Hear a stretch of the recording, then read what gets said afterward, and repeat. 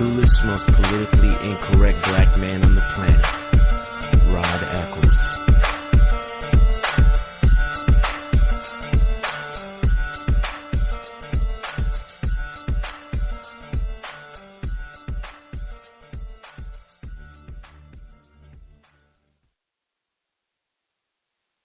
Give a man a fish and you feed him for a day.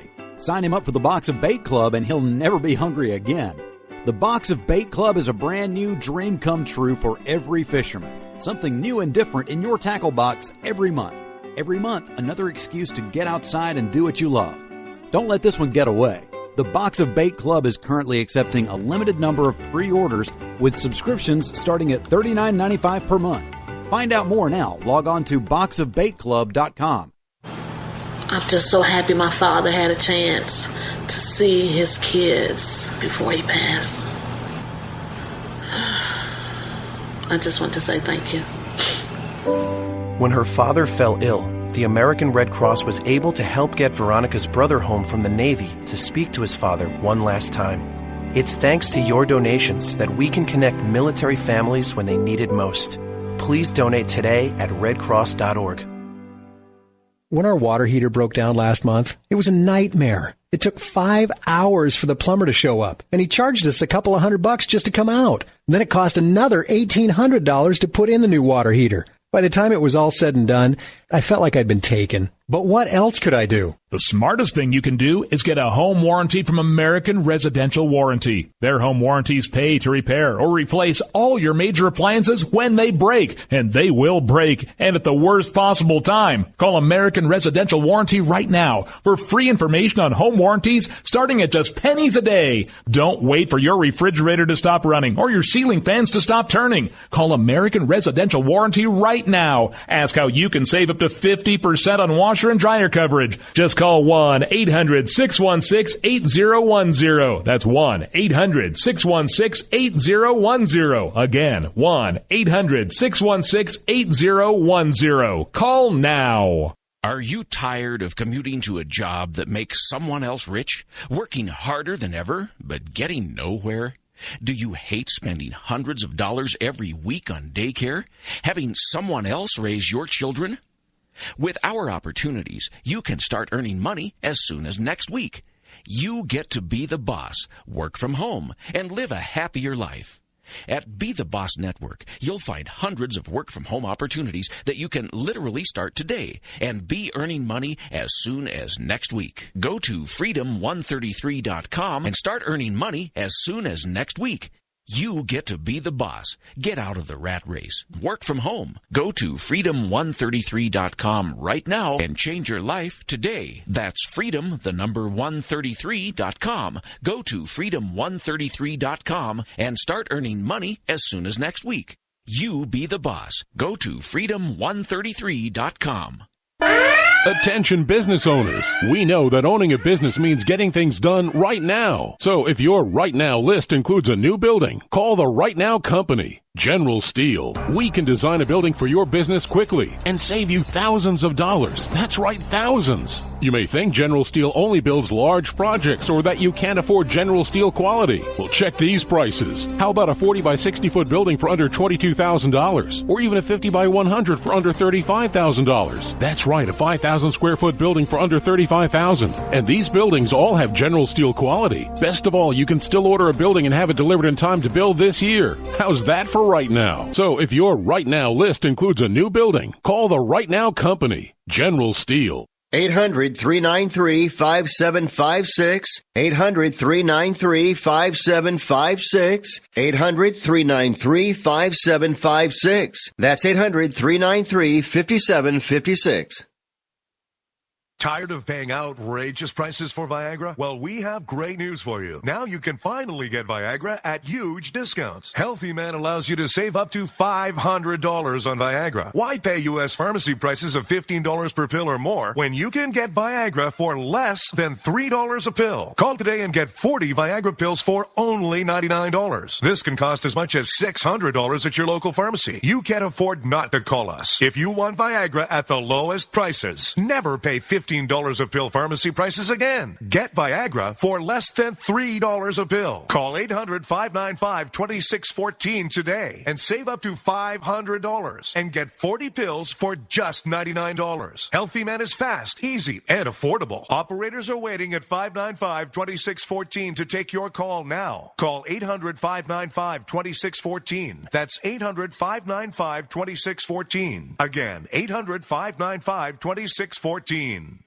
Boy, man, I had a rough night's sleep. Boy, I got a letter from the IRS yesterday and I just couldn't sleep. Man, I'm dying here. Somebody help me. IRS problems affect more than just your finances. If you're ready to take back control of your life and you owe more than $10,000, you need to call the tax doctor. Their expert staff can immediately protect you from the IRS and state collectors and get you the best possible tax settlement guaranteed. The IRS has recently released new programs geared in helping struggling taxpayers, where you may qualify to settle your tax debt and wipe out up to 85% or more of what you currently owe. If you owe $10,000 or more in back taxes, call the tax doctor right now. See if you qualify to pay less. 800-989-1694. 800-989-1694. 800-989-1694. Again, 800-989-1694. Zinc Media. Feel the power of knowledge.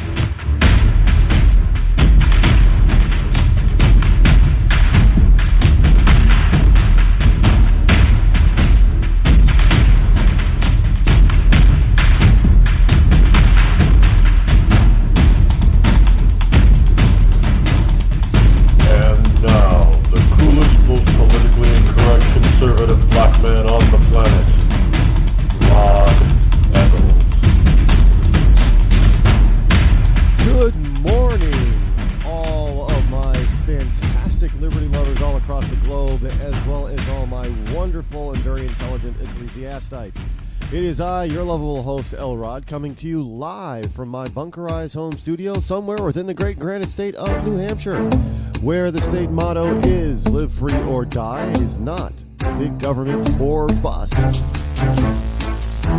And why is that playing? It is not big government or bust. Welcome, welcome. It is Friday. Friday. Yes, Friday.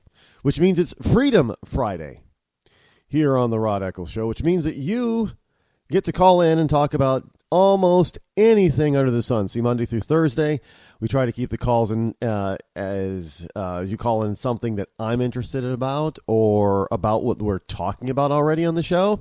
Yeah, I'm putting in a little millennial speech pattern there. So that when you call in during Monday through Thursday, you would call in and you would talk about the stuff that we're already talking about or something that you think that I might be interested in so that we can have a fun and interesting conversation. On Friday, it's just about whatever you want to talk about. So it could be almost any subject under the sun, as long as you keep it clean. And the number that you can call, do you see why talking to a millennial who hasn't grown up could drive you insane if you listen to them long enough? Because it's just, I don't know where they learned that speech pattern from. But it can drive one insane trying to listen. You just want to shake them and say, that's not how you talk. Are you sure that you are confident in saying what you're saying?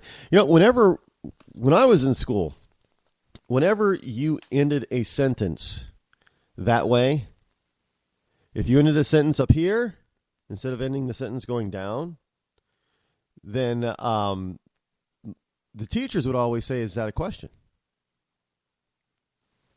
And it didn't matter what you were saying. I mean, you could be stating a fact or reading something, and the teacher would ask, is that a question? And, of course, you would have to defend yourself if you said no. Because the teacher would always look at you and say, well, why are you stating it as a question? And you, of course, as a student, well, I'm not stating it as a question. Because, well, your inflection says that you are making a question. See, we used to we used to care about speech patterns, and we used to care about writing and all that kind of stuff. But today, I guess they don't really pay attention to that in school. So that's why these kids are becoming young adults that still sound like they're 12 and 16 in high school. The number that you can call here, however, is 603-835-3224. Again, the number is 603-835-3224. You know, it's always amazing. Yesterday on Twitter, there are a number of people trying to take me to task about calling into the program. As I can't believe I have to explain rules and rules of etiquette with phones. First of all, anybody is welcome to call the show. Anybody is welcome. Just because you call it doesn't mean you're going to get on the air. Let me be frank. If you call with a number that is blocked, we can't read the number here, you're not getting on. So unblock your number. I mean that's just ridiculous. Everybody wants to know who they're talking to.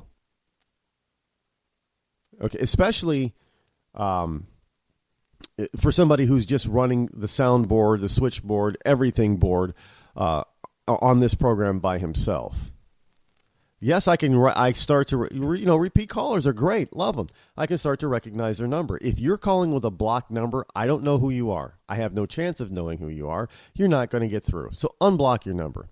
2, as I've mentioned at least a dozen times, sometimes you're going to get put on hold.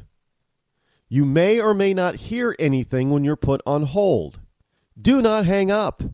I mean, that's ridiculous. Why would you do that? You got through. Hold on. Doesn't mean, just because you call does not mean I'm going to bring you on the air, post haste. You get put on hold. Hold on. That's what hold is for. If for some reason I cannot answer your call, maybe because there's already somebody in the queue and I've already got somebody on the air, don't get mad. Just call back. Why is it people get mad when they try to call this program? You try calling other programs, you're going to get busy signals all the time. And so you necessarily won't get a busy signal here, but it doesn't mean that I'm not already busy, obviously. So call back. I can't believe there's a few people who got mad at me because I didn't pick up. Look, I want to talk to everybody, but you got to wait your turn. You can't talk to everybody at once. So those are the rules. And they're not even rules; they're just common courtesy types of things. Just go ahead and call. Yes, 603-835-3224. And of course, today is Freedom Friday, which means that we take things a little bit lighter today. Yes, that's right, Freedom Friday. We take things a little bit lighter. We try not to be as serious today as we have been during the rest of the week, earlier in the week, just so we can go into the weekend with a little bit more levity and enjoying ourselves and what freedom that we have left. I know people like to barbecue. Well, I don't think anybody's going to be barbecuing along the East Coast this weekend. They're expecting, it's not a nor'easter. What do they call it? Jonas? Winter Storm Jonas? Why are they naming storms? Now, I don't know. Just so they can remember which ones they are, like the hurricane. Are they naming tornadoes yet? It would seem to me that you'd want to be able to name, maybe there's too many of them. Well, I don't know. Seems to me that you'd want to name some of the more powerful tornadoes. What do you go up to? F5 category? So you'd probably want to name the F3, 4, and 5 tornado. I would assume. I don't know. Maybe they just figured there's too many tornadoes to name. But now they're naming winter storms, and this one is Jonas. And I'm not sure if it's if it's for the Jonas Brothers, if it's a tribute to the Jonas Brothers or not. Everybody knows who the Jonas Brothers are, right? I know, well, maybe not. It's been a while for them, hasn't it? Well, no, right? Who's the, Nick Jonas. Isn't he the youngest one? Wasn't he? Yeah, he wasn't the lead singer of the brother boy band, right? He's the youngest one. And now, yeah. I always talk about the limited talent that we have out there in music and acting right now among the young. Amongst the young. Now, some of his Nick Jonas's. I'm probably going to get in trouble with all you. What do they call Jonas fans? Are they Jonasites? I don't know. But I'll probably get in trouble with some of the people who like the Jonas Brothers and Nick Jonas. But some of his stuff is catchy. Some of the stuff I hear on the radio is catchy. Doesn't mean it's good, just means it's catchy. But it sounds like he's constantly straining his voice. It doesn't sound natural. It sounds like he's working very, very hard in order to sing. That's not a talented person. A talented person, whether or not they have a good voice or not, they've learned how to use their voice so it sounds effortless, so they're not straining. It just sounds like I don't know. It sounds like the kid is on the toilet trying to take a crap half the time when he's singing. Really. Yeah, and he is a kid. He's early 20s, right? I know everybody goes gaga over him. But see, he's not the only one. There are a lot of people that absolutely sound terrible. But they're musical stars. Now, granted, Jonas, they all played their own instruments, so he has some musical instrument talent, but the singing ability, I don't know, maybe he needs a voice coach or something, because it just sounds to me, whenever I hear him come on the radio, I want to go take a dump, because it just sounds like he's straining that hard when singing. I don't know. But I know, probably it's a good thing the kids are all in school today, because then nobody heard that. No Jonas fan is probably going to hear that. So, yeah, he seems like a nice kid, though. Seems like a nice guy. He seems like he's not getting into any trouble like a lot of other young stars seem to get into. But so evidently he's got a good head on his shoulders. Good for him. But maybe. I don't think he's going to be around as a solo artist for very long. By the way, speaking of solo artists, has anybody heard of what the hell happened to Iggy Azalea? And I bring it up because, got a lot of stuff about the Oscars that I want to talk to you about. And see, on Fridays, I talk to you about a lot of stuff that's more lighthearted. Remember, this program is a political, current events, and pop culture program. So we've got to cover all the bases.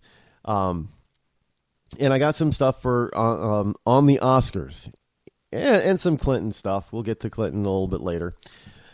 But this is, I mean, where is Iggy Azalea?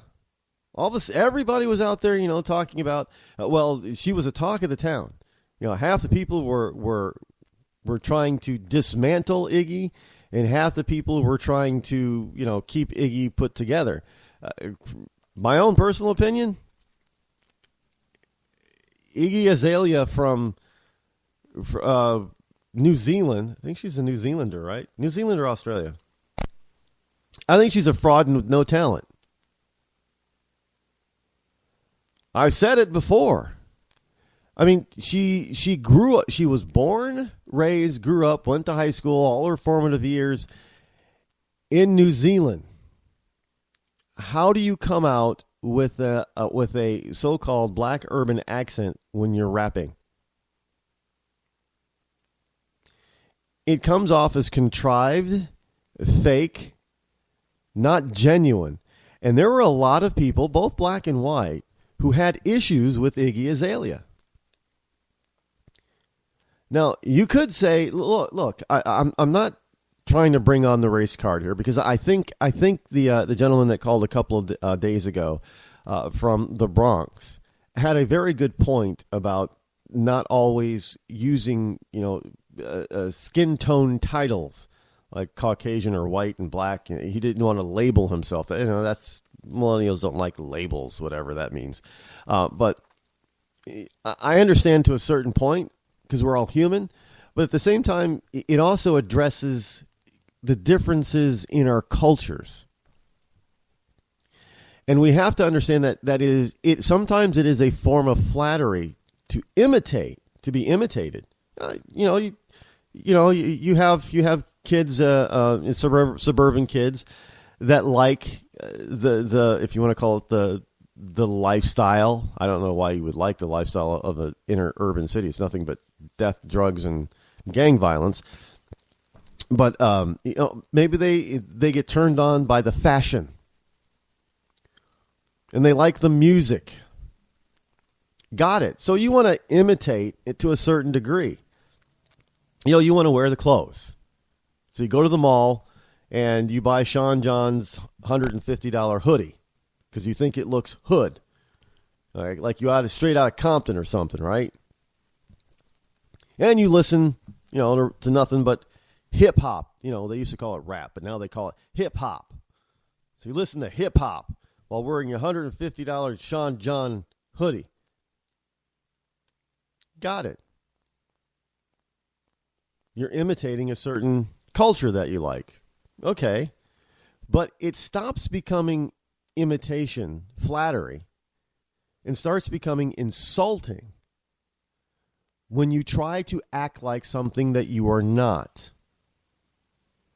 Dressing like it is one thing, but actually trying to say and believe that you are a part of that culture, that's fake and it's insulting. And there were a lot of people, both black and white, that were rightfully upset and indignant and insulted by Iggy Azalea. I don't even really listen to hip hop, but I was insulted. I could not believe this is, and no, when it comes to the Oscars, I am not one that says that you have to have color codes and you have to have quotas for Oscars. What, are you good or you're not good? Plain and simple. And I understand people will say, well, do you like this music or do you not like this music? And I fully understand that she sold a lot of records. She even sold quite a few records within the black community. Although I got to tell you, when people were really, I don't know why they were spending their hard-earned, their 99 cents or $1.25, whatever it was, over on iTunes for her. They could have just picked it off the air. But a lot of times they'd buy this stuff and they'd pick. I listened to an urban station in Syracuse one time, Syracuse, New York. And they were playing an Iggy. I don't remember the song that Iggy Azalea was singing, one of her so-called big hits. They were trashing the hell out of her and that song on the air. Now understand, when they play it, that radio station has to pay a royalty. They have your stations aren't getting this music that they're playing for free. Most of the time, they're not getting it for free. They have to pay to play this stuff. That's why it costs money, a lot of money, to run a music radio station. Some people just don't understand that, but it is true. It can cost a lot of money to run it doesn't even have to be a commercial station. It could be a NPR, PBS type of station, but it costs money to do that because you have to pay a royalty. I mean, it could be in the pennies, but you have to pay a royalty for each song or each piece of copyrighted material, which is why you don't hear a lot of copyrighted, if you will, royalty-based music on this program, because I would have to pay a royalty to these music licensing companies, so they pay the artist royalty, and that stuff adds up and gets very expensive very fast. And they don't like when you don't pay. You didn't give us, you didn't give us our 2 cents, so we're going to sue you for $200 per song every time you played it. Well, that's what the basically music industry tried to be a very big bully. They got away with it for a little while, and then people got smart and started doing other things with getting their music sources from other places, and that sort of hurt the industry pretty bad, pretty quick. But so they have to pay to play an Iggy Azalea song every time they play it. So they're taking the time. Now, sure, it might cost them pennies or a fraction of a penny, but they're still paying. So they're paying for something, and I'm bringing this to light because, people will pay for stuff that they don't like often just to make fun of it, trash it, blow it up, what have you. So they were paying for something that they didn't like, and they were trashing it. And I think for good reason. Because you cannot co-opt somebody's culture if you do not know it. And living in New Zealand, you cannot possibly know the culture of somebody living in a far-off land. That's like, when people say, "Well, I like getting to know people." They say when they travel. Yeah, you can't get to know a population of people, even in a neighborhood, on vacation for 3 to 5 days. You can't get to know them. You can get a taste or a flavor of the neighborhood or the country by being there for a week, but you can't get to know people. You're not living amongst them. That's one of the things that sort of irks me when people say, "Well, I want to get to know different people. I want to get to know people." Great, go live there. I don't have to live there to get to know. Yeah, you do. Stepping in for a day or two is not getting to know someone. But we have a lot of people, especially liberals, that think that they can do that. That they go visit someplace and they understand everything about that culture or that country because they visited. And they have all these wonderful things and stories and they come up with all these great, they pontificate all kinds of stupidity because they think that they know something when they don't know jack. It's like me going to Paris and telling you, for a few days and saying, "Yeah, I know what Parisians are like." I have no clue. Whatever I saw and felt and dealt with was very superficial. I didn't live among them. I was a tourist that barely even spoke to anyone. If I wasn't interacting with them in a business sense, at a restaurant or a store, I didn't talk to other Parisians. I didn't walk up to anybody in the street. I didn't make a friend. What do I know about French life or Parisian life? I can only tell you the surface of what I saw while I was there. And obviously, the city's, over 12 million people. There wasn't much I could possibly see in a few days. But you will get liberals that will come back and say, "Oh, Paris was so wonderful. The people were so warm and friendly. And I understand how Parisians feel and live right now." Oh, bullcrap you do. You know nothing. It's the same thing here. You got people trying to imitate, but they think that because they make millions of dollars, they can get away with imitating something without knowing anything about it. Well, that is called acting, yes. And there are some good actors and there are some bad actors. Are you a good actor or a bad actor? And there are some absolutely awful actors. I know we usually say those are B movies, right? B movie actors. Ronald Reagan was a B movie actor, right? He wasn't Oscar worthy. Wasn't an Oscar worthy actor. A lot of actors are like that. But it's an interesting thing when you have people who try to imitate and they don't know anything about who they're imitating or what they're imitating. I guess that's why some of these actors, they have to go and live or ride or do something with people so they can understand them. And I think that's called method acting, right? I don't. But then they're just as bad. Because they get paid to go, live with somebody in some far-off place that they never would go for, 6 months or something, and they claim to know everything about them. They claim it makes them I guess I shouldn't bash those who try to do that. I shouldn't. And I won't, I guess. I'll try not to from now on.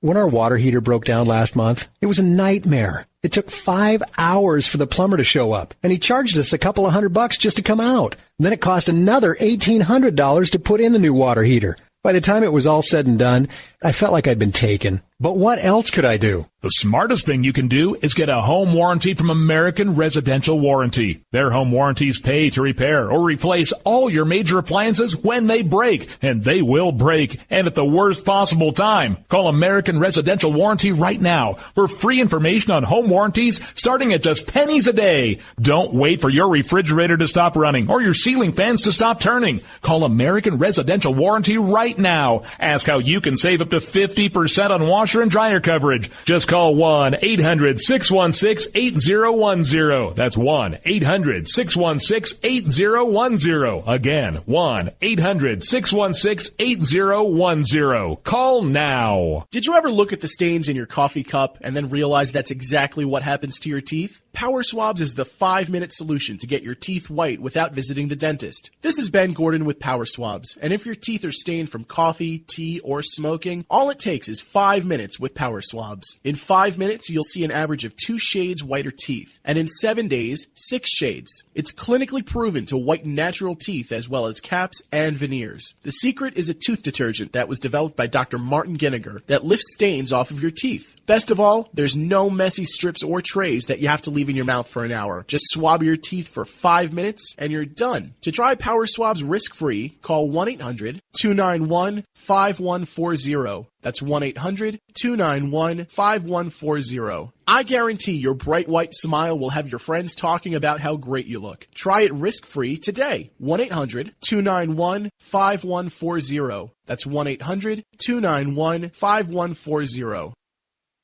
Tired of paying outrageous prices for Viagra? Well, we have great news for you. Now you can finally get Viagra at huge discounts. Healthy Man allows you to save up to $500 on Viagra. Why pay U.S. pharmacy prices of $15 per pill or more when you can get Viagra for less than $3 a pill? Call today and get 40 Viagra pills for only $99. This can cost as much as $600 at your local pharmacy. You can't afford not to call us. If you want Viagra at the lowest prices, never pay $15 a pill pharmacy prices again. Get Viagra for less than $3 a pill. Call 800-595-2614 today and save up to $500 and get 40 pills for just $99. Healthy Man is fast, easy, and affordable. Operators are waiting at 595-2614 to take your call now. Call 800-595-2614. That's 800-595-2614. Again, 800-595-2614.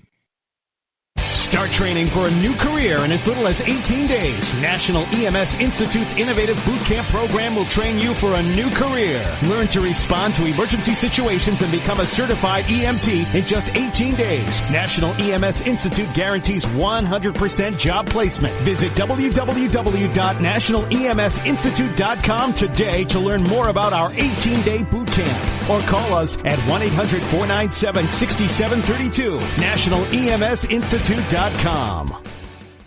When you're ready to take the edge off a hectic day, I suggest you start with a little music from Franz Black. I guess there's lots of ways to look at things that don't seem right. No Worries has just been released on iTunes and Amazon. It's gonna be alright. You can find Franz Black and his music on his website, franzblack.com. F-R-A-N-Z black.com. It's gonna be alright.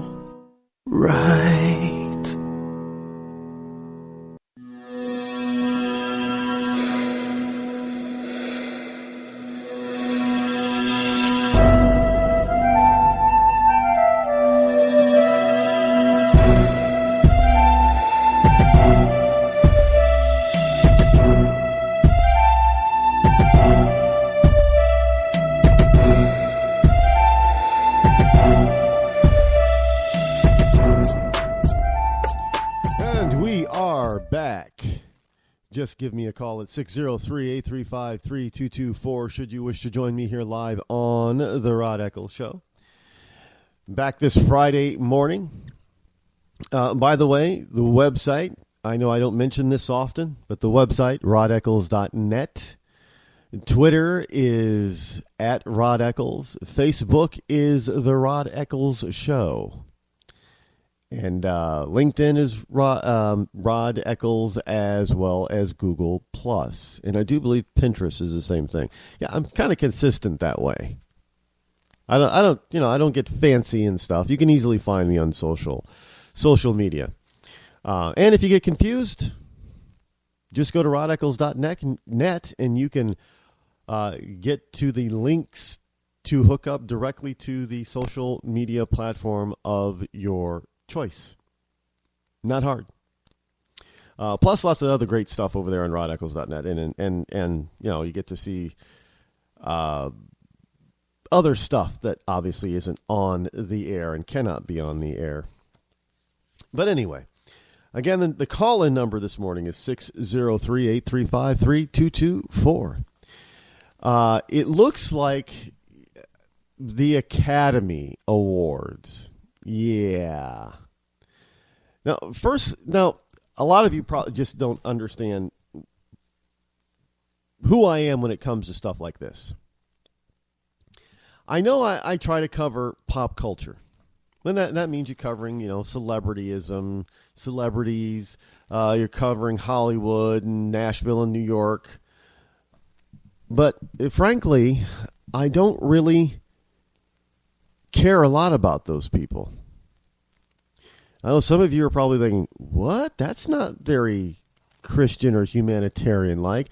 No, I like watching movies, and I have my favorite actors and actresses. I do. However, I'm not that interested in these people that I would try to follow them, get to know what they're doing in their everyday personal life. People follow the Kardashians around. I mean, are you kidding me? Get your own life. There's nothing interesting about them.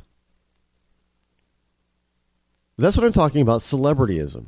I don't ask for autographs from people. Why? What good is that going to do me? I've met some famous people in my time, and I've never asked for a single autograph. It means nothing. I got their signature. Well, it could be worth something, Rod. Yeah, it could be worth something someday, possibly. But I'm just not interested in it.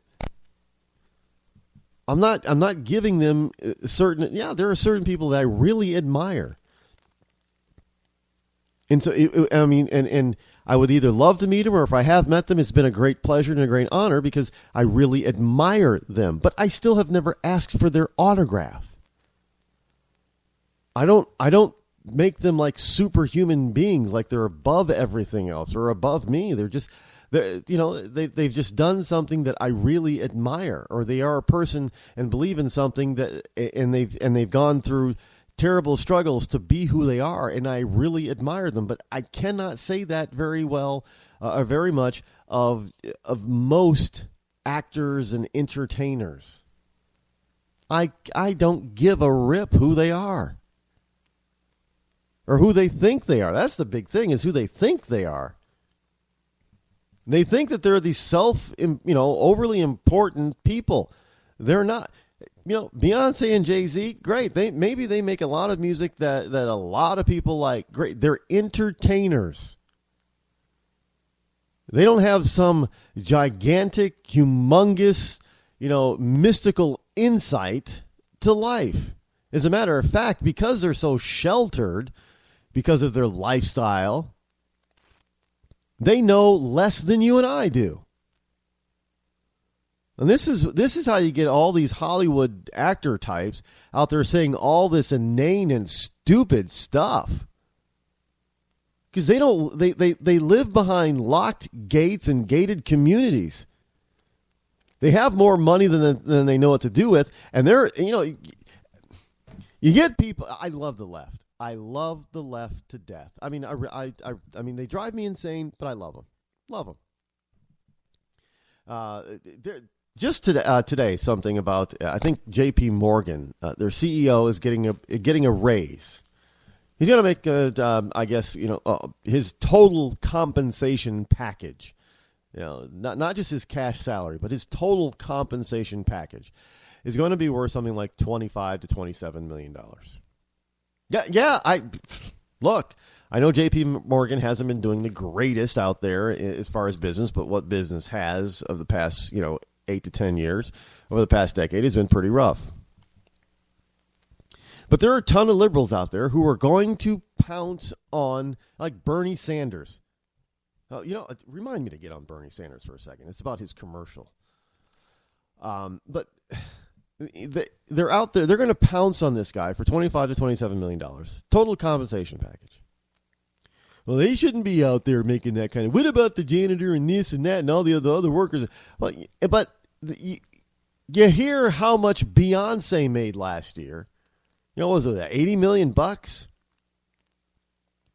You hear how much Tom Cruise makes a movie? Was it 30 to 35 million plus a percentage of the gross receipts? A percentage of your ticket price. So $30 million for a movie. For roughly 2 hours on the screen. And everybody clamors. Now, all the liberals, they just go gaga over these actors. It could be Tom Cruise. It could be Will Smith, who's also up in that 20 million plus per picture range. It could be, look, Arnold Schwarzenegger used to make that kind of money, and so did Sylvester Stallone, but I don't think any more of them. There are a couple of actors. Arnold at least tried to put his thoughts where his so-called mouth was, and he ran for governor. At least he tried that. Most Hollywoodians don't even do that. Because deep down, they know they're idiots, and nobody's going to believe or buy their BS. But all of you wonderful people out there who just get into all the celebrity stuff, you talk about how these business people who actually provide products and service that the rest of us can use on a daily basis and that provide thousands and thousands of jobs. Some of them not so good paying and some of them very good paying. But what do these Hollywood actors and musicians do? Do you think that they're paying their, the people that their cameraman who's running the cameras to make a movie 6 figures a year while they're bringing down 7 figures or 8 figures? Think about that. You've got the cameraman who makes the star look good. He's not making $100,000, but you have this wonderful person over here who's the actor who is making and earning what $100 or $25 million for a picture. And they talk about how hard they work. They work 1 or 2 months out of the year for the movie, and they work so hard. Oh, man, I never worked so hard in all my life. Man, it was a hard thing. You know what hard work is? Getting your butt up every single day for 12 months out of the year. Maybe you'll get a 2 or 3 week vacation reprieve sometime in there. So in other words, most Americans, their vacation is about as long as it takes to make the average B movie. About a month. Not even. Hey, think about all the TV actors. You think it takes them months and months to film an episode? They film, depending on the type of show it is, even if it's an hour long, half hour, hour long, doesn't matter. They film 1 to 2 episodes per week. And depending on the show, they're only working 13 to 26 weeks out of the year. So, 3 to 6 months? They make $100,000 an episode. And this is absolutely insane, ludicrous that these people are going to talk about the economic inequality in business when they are the epitome of economic equality. Inequality. They are the epitome of economic inequality. But I know people are going to say, well, Rod, you can't be upset with these. Yes, I can. I can be very upset with them because some of them actually know that they're idiots, basically. But they think they have this this air of self-importance. We don't have royalty in this country. We don't. So basically, our entertainers become our royalty. And some of our politicians become our royalty because maybe it's just it's an innate quality in humans that they got to have, people to look up to that they think that are superior to them in some form or fashion. And that there are people out there who do truly believe that they are superior to other people. Now, I don't think anybody's superior to anybody else. You may be smarter than somebody else, but you're not superior to them in any way. You're still a human being. Your DNA is still exactly the same. Human. Which is why I don't ask for autographs. Because you're just another human being to me. And simply because you entertain me for an hour and a half to 2 hours on a small or large screen does not make you better than anybody else. Anybody can do what you do. Not anybody can do it right. Have you seen some of these actors? They don't act. They're terrible. So yeah, anybody can do what, and a lot of actors today, they really don't act. They just act like themselves. Yeah, you've seen one of their movies, and you've seen them all because they act exactly the same. Adam Sandler has started to move away from that because every movie that he made, earlier in his career, he was Adam Sandler. Adam Sandler was playing Adam Sandler basically on the film. And if you saw one, yeah, okay, that's Adam. Same thing over and over again. He's starting to get out of that mode, and it's good to see that because you can't be. You know what acting is? Robin Williams. That man played comedy, he played straight guy, he played funny guy, he played, horrific characters, he played serious characters. There was an actor.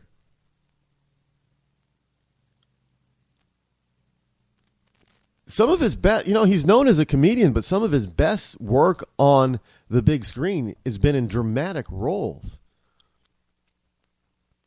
He was an actor. Sad to say that most in Hollywood, especially the younger set, if they're under 40, most of them, they don't know how to act. They act like themselves. That's not acting. But, and so you get these people out here who are all bent out of shape over the Academy Awards, I guess. Because there aren't enough black actors who are nominated this year. It's an all-white Academy Awards again. Nick, who cares? Now we're supposed to have quotas in the Academy Awards? So it doesn't matter how good you are or how good you were in a movie, just because... let me ask this question. If you are an ethnic person, in other words, you're somebody of an ethnic background other than Caucasian, and, if you want to talk about, well, Caucasian is an ethnic background, Rod, yeah, I know, but we could talk for days about this subject, but let me just use the common colloquial meaning of the word ethnic. If you are of an ethnic background, do you want somebody pandering to you? Because if they pander to you, then it means that you're accepting their notion that you're not good enough simply because of your skin color, and that you deserve some sort of quota system in order to be considered to be equal. Well, you're not equal. So the Academy is thinking of ways on how to change the rules of voting to better reflect diversification within the Academy. So in other words, they don't want a repeat of Jada Pinkett Smith having a fit about there not being any blacks nominated. So let me get this. Let me see if I understand. So if there are let's just say we go an entire year of no serious acting roles or movies going to black people, because let's just say blacks, because of the Oscars, blacks this year totally boycott movies for a year. They're not doing anything. They're all sitting out in protest for nobody being nominated in the Oscars. So if they institute these new rules, are they going to have to find a way to meet the quota?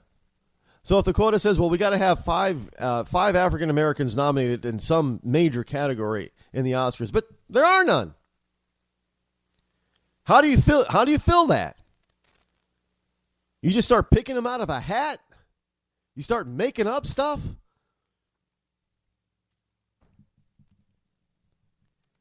Look, you don't run around with quotas. And I can't believe that Jada Pinkett and you know the angry director Spike Lee wants a quota system. Because they're out there saying, well, we're not good enough to make it on our own in this day and age with a black president, so we need a quota. Is that going to make you feel good? Knowing that possibly the only reason that this particular black artist, if you want to call him an artist, got nominated isn't because of the work that he did and that he was so outstanding in that particular role, but because there's a quota and he had to be nominated.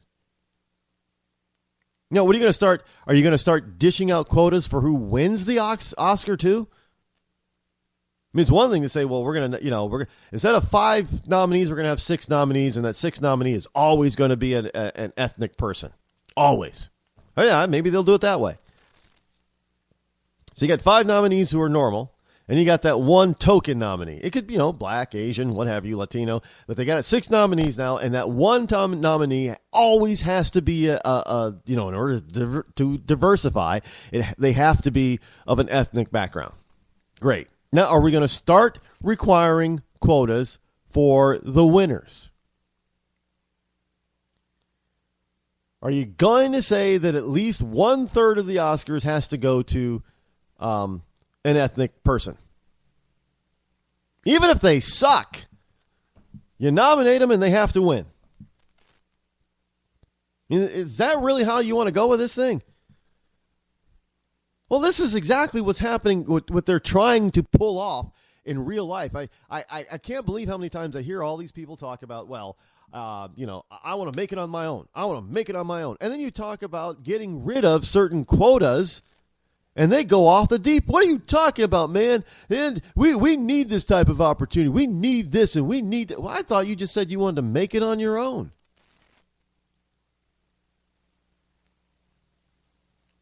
So really, you don't. You want to have it both ways. You can't have it both ways. It's one way or the other. If you want to make it on your own, you cannot have a quota system of any kind. But if you want a quota system, don't expect to believe that you're making it on your own.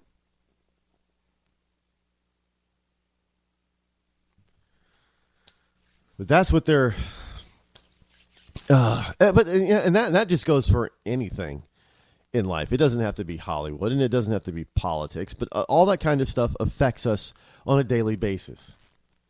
Hey, I don't know about you, but I don't want to. I would never want to gain a job simply because the employer had to fill a quota. Let me give you an example. There was one time. I'm not going to name the company because it's probably not the company's. Well, it probably was the company's fault. I interviewed for a company, and I mailed them in my resume. They called me in for an interview, and I'm sitting there. My resume is on his desk. Resume's on his desk. I notice it. I was led into the room to sit down. I sat down. My resume's on his desk. So he's not at his desk yet. I see a big B at the top of the resume. Now, I don't know if B was a grade system or if it meant color, as in black. So I'm just looking at it thinking, Now in comes the manager that I'm interviewing with, who's white. No problem. Big deal, right? Just another human being, another American. Yeah. But some of the questions were of an ethnic slant. I want to tell you, at the end of the interview, I was rather uncomfortable, and I said, there's one thing that I have learned at one of my previous jobs, and you asked me the question, why would I want to come work here? And I looked him in the eye and I said, I think the other big question is, in this day and age, is what's in it for me? Why should I lend you my talents? I reversed it on him. And it stunned him. And he gave the same pat answer. I says, sir, I get that answer from any company. They're the best to work for. Everybody loves it there, and that kind of thing. But to be frank, I think it takes a little bit more than that. And I don't think that you believe I'm a good fit here. Shook his hand and I walked out.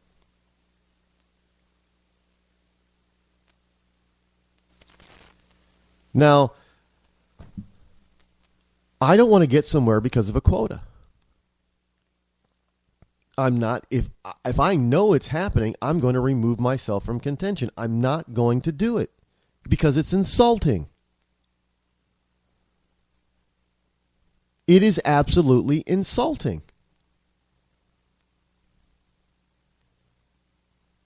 Look, you want to know some of the best things that you can possibly do in your life?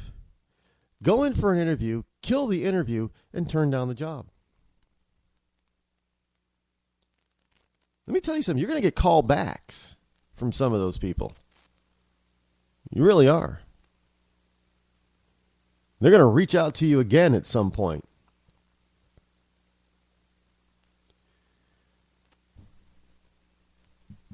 But you got to understand and know your own self-worth, but you also have to understand that you're not worse and you're not better than anybody else.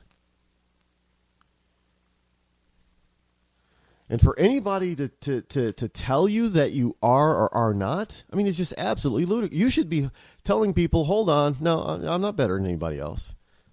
Maybe you're more talented in a particular area than someone else is, and maybe they're more talented in another area than you.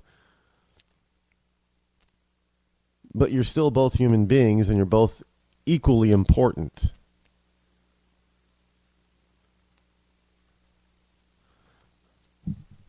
And this whole notion that there should, in the Oscars, it's just a bunch of actors and entertainers getting together to pat themselves on the back. It is very indicative and very telling that we have people out there on the left coast, Hollywood, screaming about diversity, talking about equality, and within their own ranks, they don't have it. You understand that? You want to understand how hypocritical that is? Within their own ranks, they do not have equality. Although they're out there preaching it on a daily basis about equality. They're making movies about it. Selma. But when it gets right down to it, to the real life, off-camera stuff, they do not have real equality. Now, although I do not believe what Pinkett Smith and Spike Lee are saying and some of the others are saying about the Academy and how they're handling it, at the same time, they don't realize just how hypocritical they're being. extremely hypocritical. Unbelievably hypocritical. But these are the people. These are the kinds of people. These people are the kinds of people that you will put on a pedestal, call them a celebrity, and let them get away with making millions and millions of dollars for doing very little work. How sad.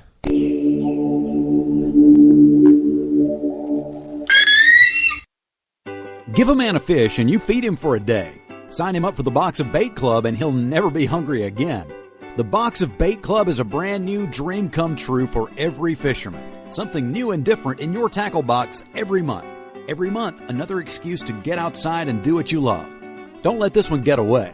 The Box of Bait Club is currently accepting a limited number of pre-orders with subscriptions starting at $39.95 per month. Find out more now. Log on to boxofbaitclub.com. I'm just so happy my father had a chance to see his kids before he passed. I just want to say thank you. When her father fell ill, the American Red Cross was able to help get Veronica's brother home from the Navy to speak to his father one last time. It's thanks to your donations that we can connect military families when they need it most. Please donate today at redcross.org.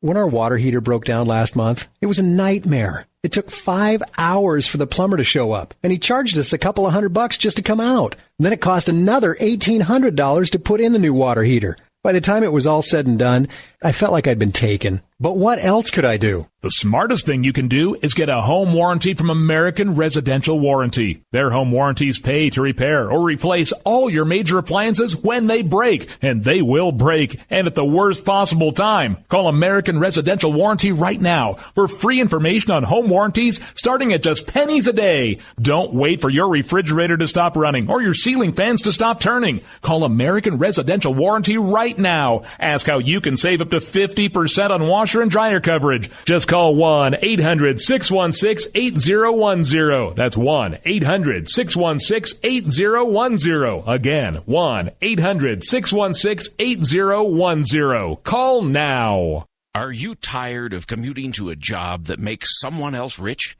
Working harder than ever, but getting nowhere? Do you hate spending hundreds of dollars every week on daycare? Having someone else raise your children? With our opportunities, you can start earning money as soon as next week. You get to be the boss, work from home, and live a happier life. At Be the Boss Network, you'll find hundreds of work-from-home opportunities that you can literally start today and be earning money as soon as next week. Go to freedom133.com and start earning money as soon as next week. You get to be the boss. Get out of the rat race. Work from home. Go to freedom133.com right now and change your life today. That's freedom133.com. Go to freedom133.com and start earning money as soon as next week. You be the boss. Go to freedom133.com. Attention business owners. We know that owning a business means getting things done right now. So if your right now list includes a new building, call the Right Now Company. General Steel. We can design a building for your business quickly and save you thousands of dollars. That's right, thousands. You may think General Steel only builds large projects or that you can't afford General Steel quality. Well, check these prices. How about a 40 by 60 foot building for under $22,000 or even a 50 by 100 for under $35,000? That's right, a 5,000 square foot building for under $35,000. And these buildings all have General Steel quality. Best of all, you can still order a building and have it delivered in time to build this year. How's that for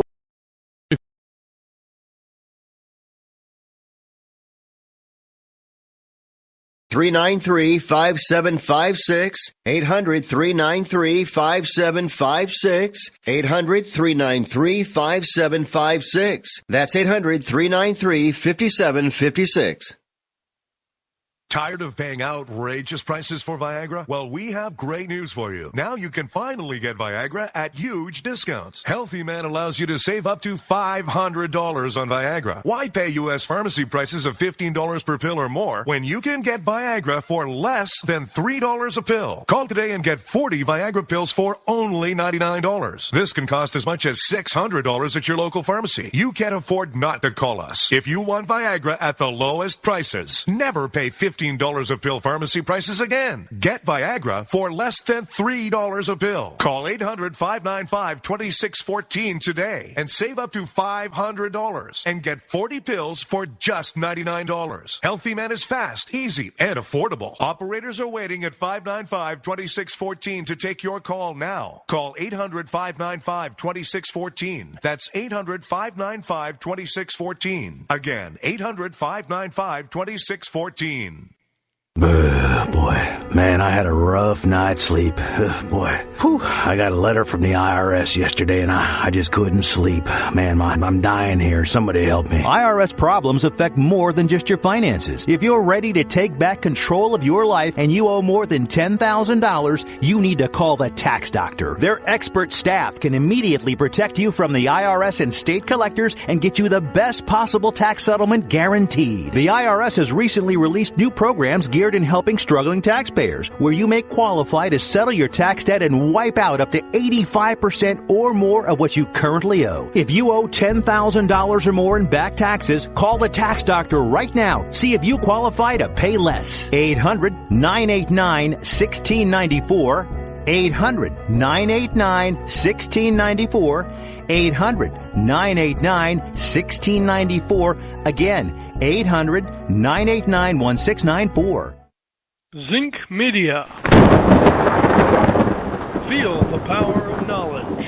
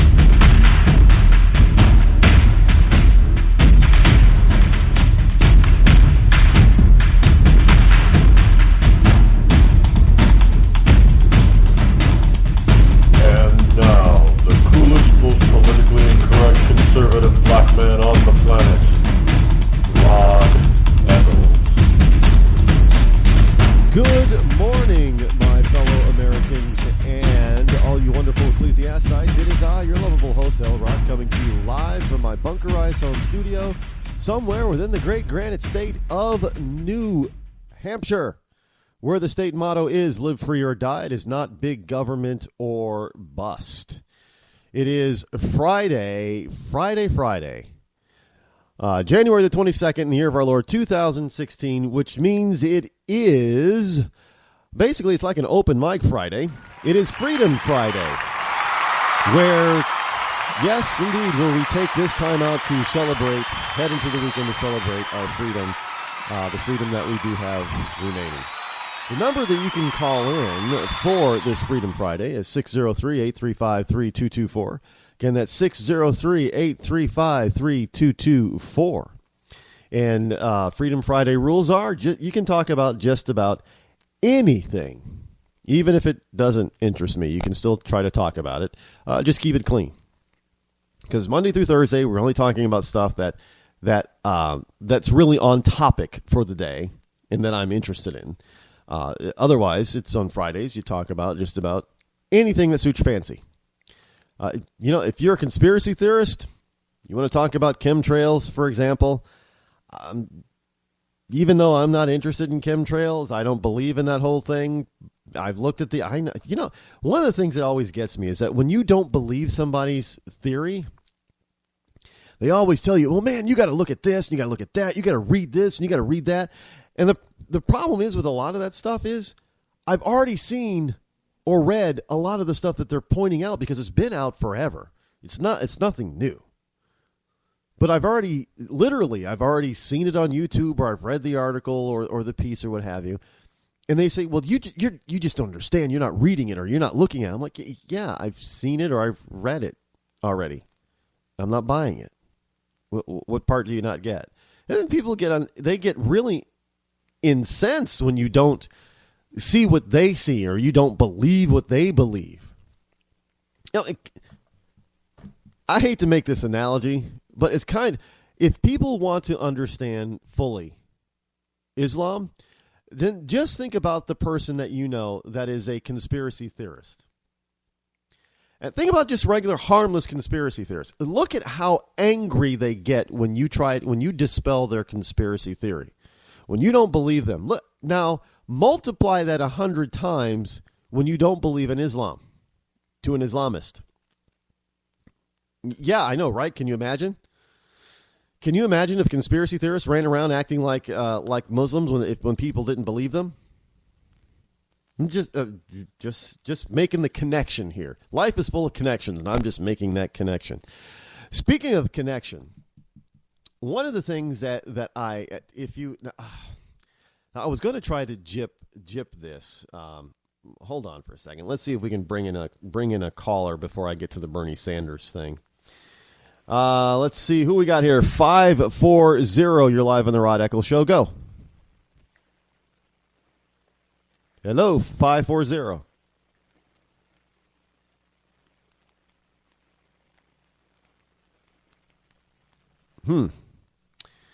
I don't know what happened there. If you are 540, please try to call back in. We'll make sure that everything is still copacetic.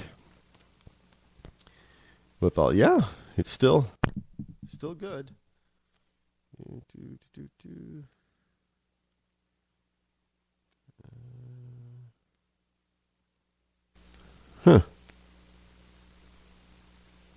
Okay, well, we will see.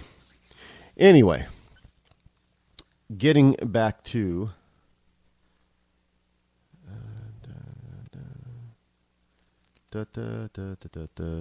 trying here.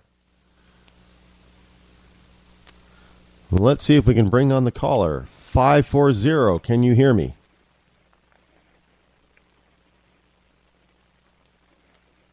Can you hear me? Oh, wonderful. So now, yesterday everything was working fine. Guess I got to go back. Sorry about that, folks. We will check that at the break. So 540, give a call back right after this bottom of the hour break, and we'll get back to you. We'll check everything was working yesterday. I swear, I'm not a techie person. I don't know what the heck is going on with my computers. But anyway, we'll get that straightened out. Bernie Sanders. Bernie. 540,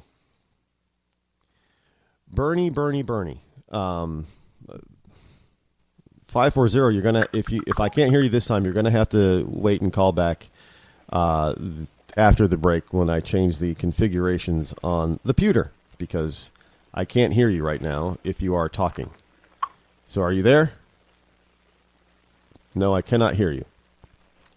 So we'll get, as I said, we'll get that straightened out. And you're not on mute, so I don't know why that's not coming through loud and clear, because you're not coming. Anyway, Bernie Sanders. Bernie.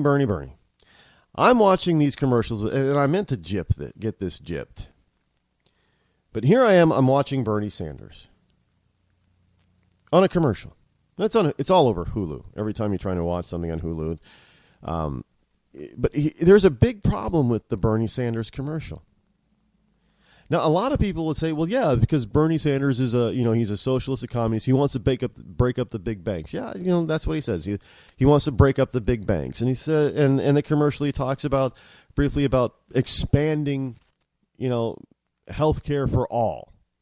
I thought that's what Obamacare was already supposed to be doing, giving health care to all.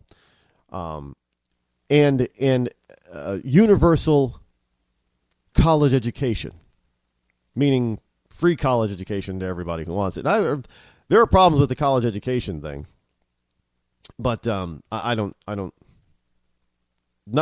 going to talk about that point. Or because there's a lot there that is absolutely just stupid and ludicrous. But the main problem that I have, and I have not seen or heard anybody pick up on this about Bernie Sanders. Now, in the ad, Bernie Sanders says, he asks a question, about the big banks in corporate America. He's going to make them play fair. He says, get rid of the tax loopholes and that kind of thing. And he says, will they like me? No. But, and I quote, will they play by the rules of our president? You bet. That's the problem.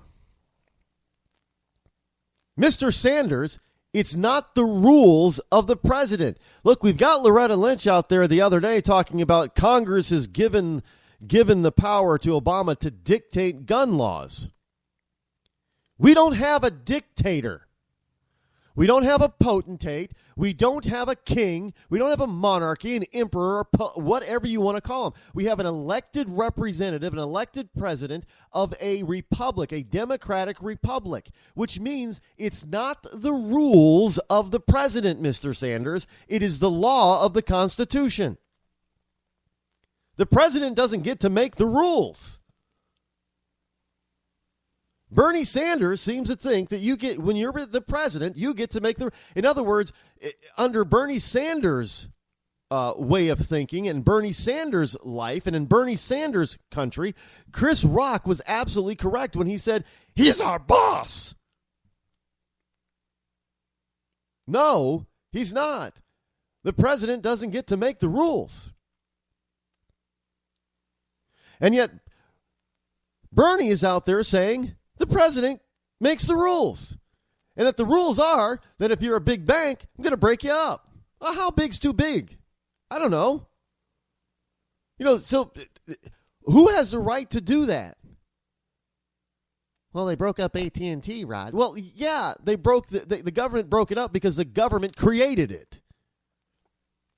The government created a monopoly. The banks are not a monopoly. You don't like Bank America, go to Citibank. Don't like Citibank, go to your local bank. Don't like banks at all, go to your credit union. You got choice. You got choice between multiple banks, multiple, savings institutions, multiple credit unions, and you have the choice of not using traditional banks at all. You can use other forms of quote-unquote banking systems in this country.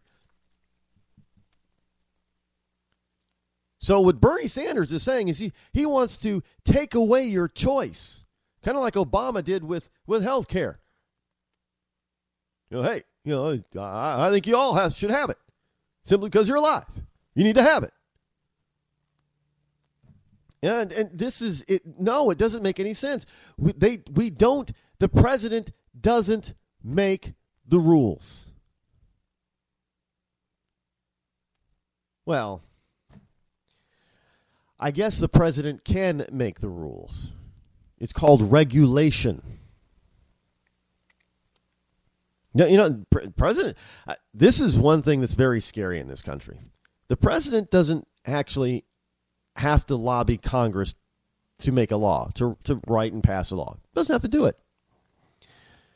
All he has to do is just go to the proper department and say, here, make a regulation for this.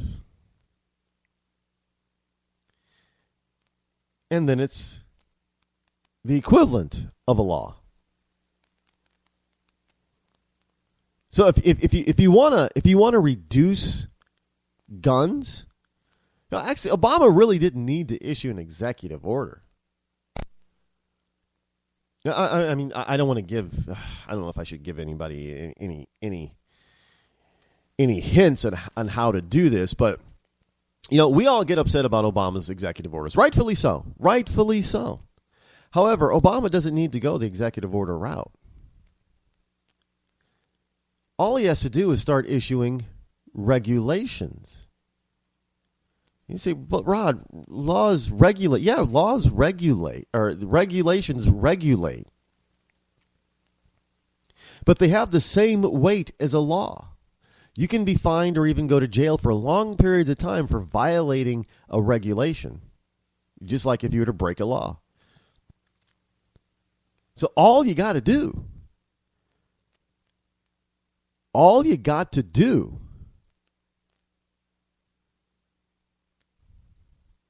is simply, I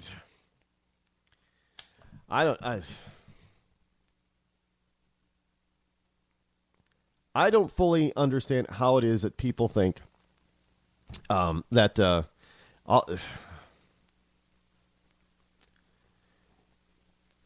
it really makes no sense on the regulation side.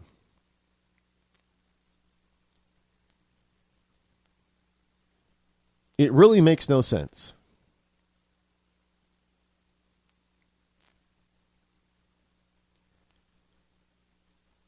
And when you do that, it's simply because you don't want to go through the process of making a law.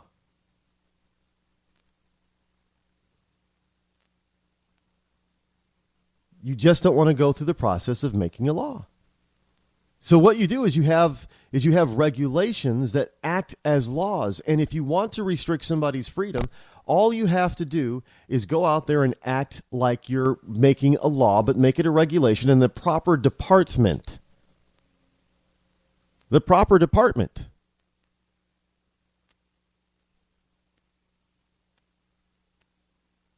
That's all it takes.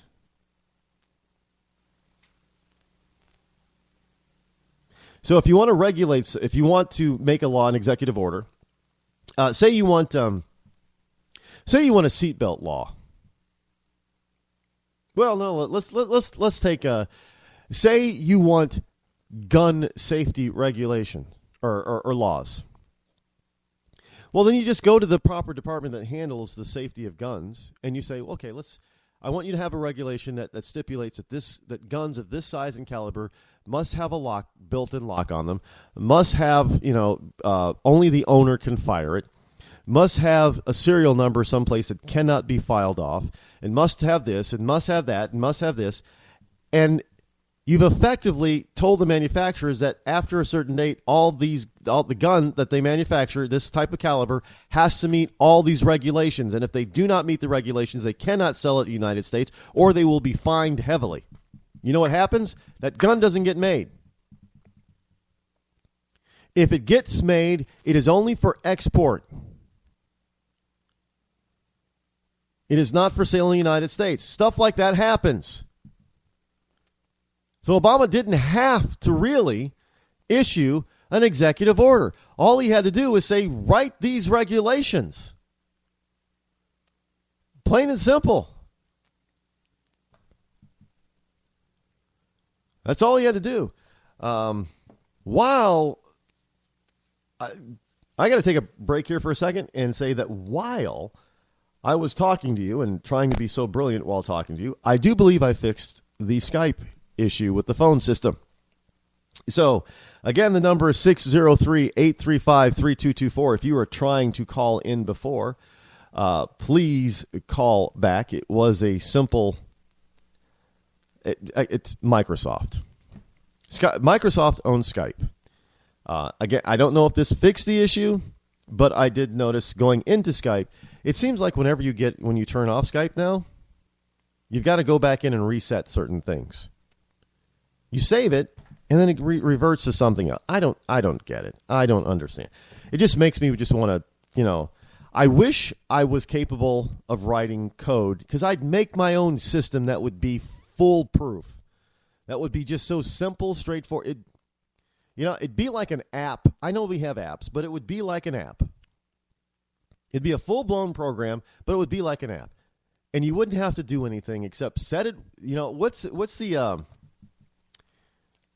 there's the wasn't now I'm getting mixed up if this is actually real or if it's from a TV program or a movie. Didn't Ron Popeil do something and say set it and forget it? Yeah, he did something like that, right? That was his advertising for one of his products. You set it and you forget it. That would be kind of nice. Love to be able to set it and forget it. Any case, again, the number's 603-835-3224, and it is a toll-free number. So if you did try calling before, I do apologize that there was a issue with that, and think we got it straightened out even before the break while I'm talking to you. See, I may have some talent after all. I can do 3 or 4 things at once. And most of the time, you're not even going to know I'm doing something else. Because I am that good. But I'm not a celebrity. And I sure as hell am not making $30 million an episode. That would be kind of nice. Not going to deny it. Oh, but then Bernie Sanders might get mad at me. He might decide that I'm making too much. Yeah, you know, are they going to go after... Now, everybody wants to go after the CEO's pay. Are they going to go after Hollywood and actors' pay as well? Is Bernie Sanders going to go after Tom Cruise's $30 million paycheck? Is it really? I mean, a CEO that's too excessive to make $3 or $5 million a year or $20 million a year. No, that's excessive. Is it not excessive? And these movies often don't make as much money as CEOs and their corporations make on an annual basis. Think how much were the salaries for how much did it cost to make Star Wars, and how much of that was salaries? How much did Harrison Ford and all the big guys make doing that movie? And it's like made $1 billion now, but that's rare. But it's made like $1 billion around the world. That's $1 billion. That's it. That's it. Most movies don't do that. I mean, we get these guys who make $20 million, and then their movie goes and makes $150 million, and we think, ooh, that's just so great. Wait a minute. You want to talk about pay disparity for what they're bringing in? J.P. Morgan is doing terrible, but J.P. Morgan still makes billions of dollars. And for that same paycheck, let's say a Tom Cruise is getting, and that movie doesn't make anywhere near what J.P. Morgan earns.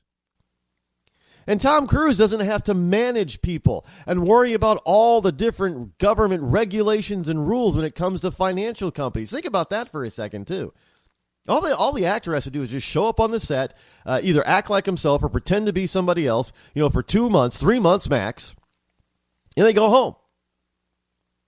And they make $20, $30 million. Now, this guy at J.P. Morgan, the CEO, he's got to go into work every day for the entire year, and he's got to manage, sometimes thousands, hundreds of thousands of people, and yet he's not supposed to earn the same amount of money as a Hollywood movie star.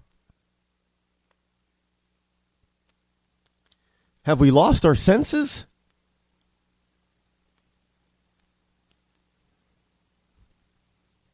Have we lost our senses? So, you don't make that kind of money and it's a bad thing. Or you make that kind of money and it's a bad thing. If you're in business. You make that kind of money and you're in entertainment, that's okay. But I don't see Bernie Sanders saying, he wants to go in and break up big Hollywood. Isn't it a little unfair that everybody's got to funnel through Hollywood in order to get, to get their big break? Isn't it a little unfair that they're forced to go through, the Screen Actors Guild? Now, if I remember my short time period in such a thing, I did TV commercials when I was younger, and I did modeling. Yeah, whatever. I did some local, but I do remember that if I wanted to do commercials that were shot out of New York and not in central New York, I would have to join join the Screen Actors Guild or the other actors union is not an easy task. And they make it nearly impossible. I don't know why they do this. Probably just to keep out the riffraff. But it's not an easy task.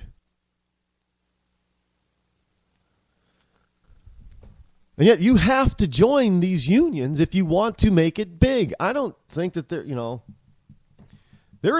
aren't big TV and movie stars that aren't a part of what the Screen Actors Guild or SAG, and there's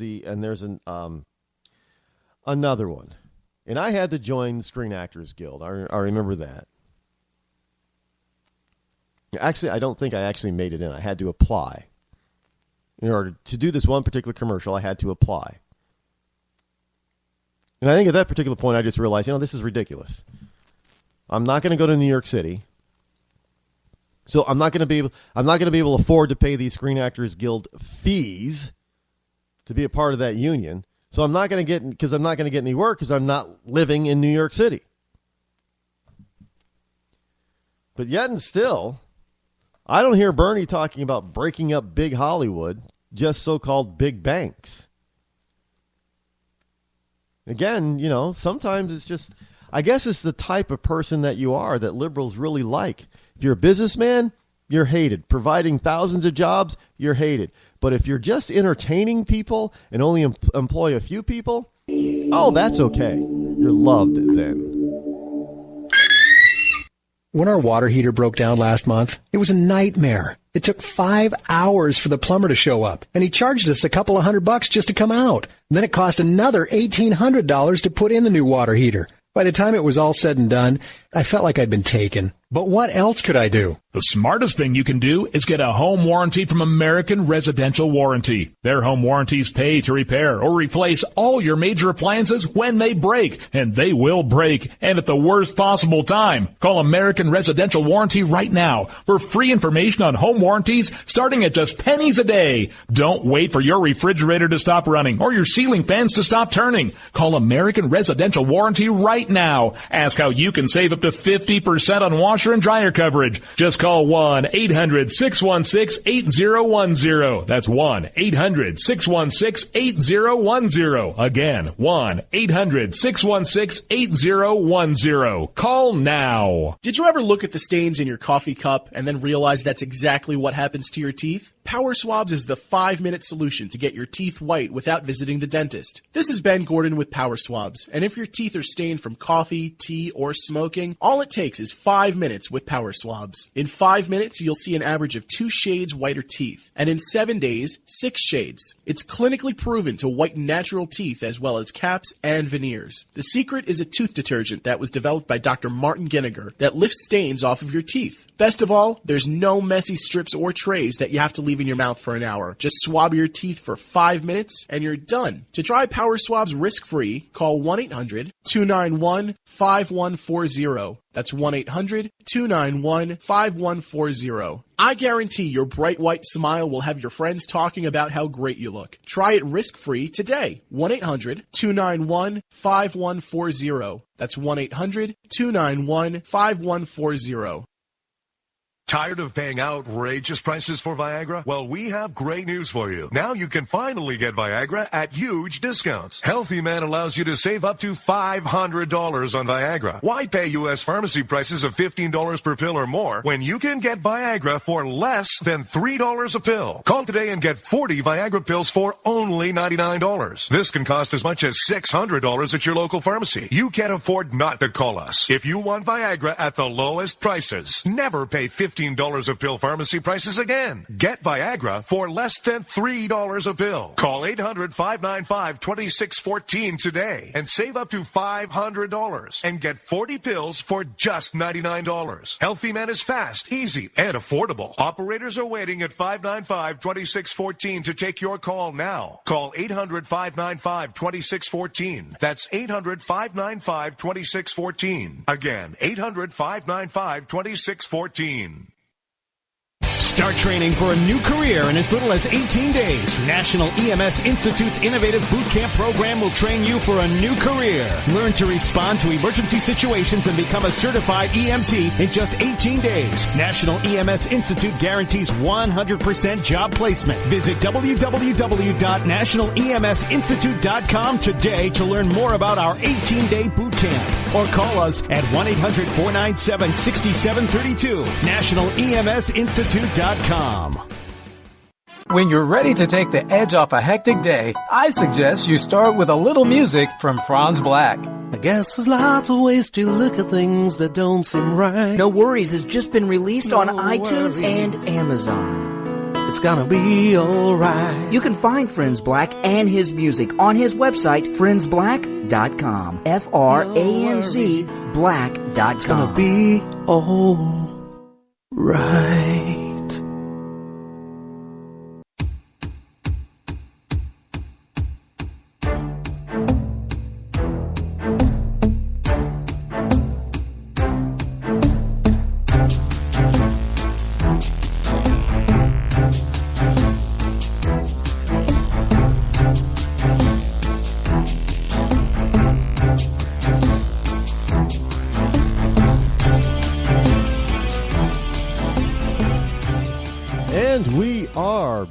Here on the Rod Eccles Show. Of course, I am still your lovable host, El Rod, coming to you live from my bunkerized home studio. The call-in number, again, looks like things are working on the phone end, 603-835-3224. Again, that's 603-835-3224. You know, the whole Bernie Sanders thing really kind of irks me, simply because people just are not picking up on what this guy is saying, and they constantly just want to support. They support him. I don't know what's scarier out there is having a Hillary Clinton have the support that she has. There's another poll that's out today.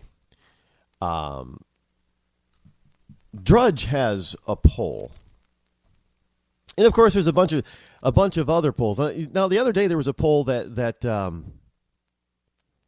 said that Kasich, good old Mr. Kasich, was in second place, and I challenged that notion, thinking, where are they getting this?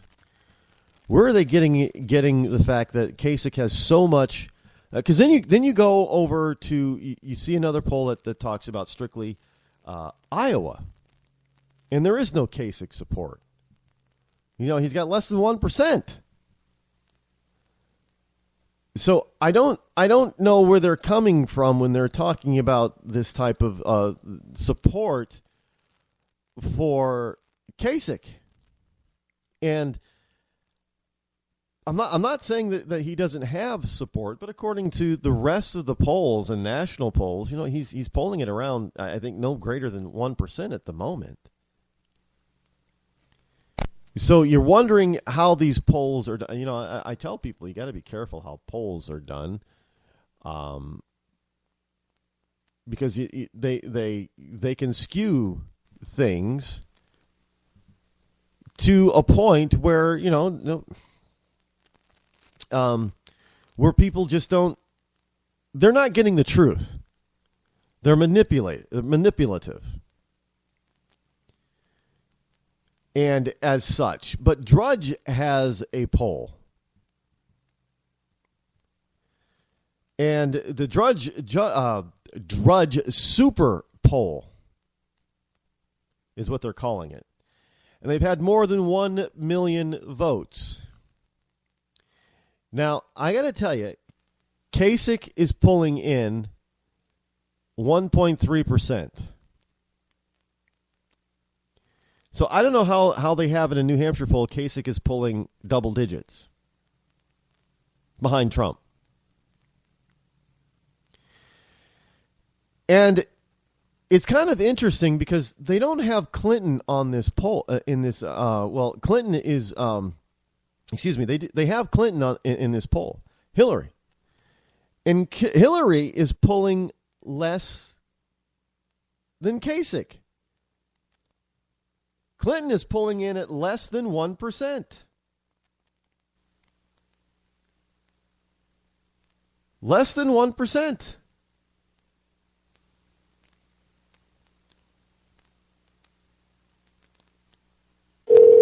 And Clinton isn't doing as well as Kasich. And I think we have our caller on the line, 540. This Hello. is the Rod Eccles Show. Can you hear me, and can I hear you? Hello, 540.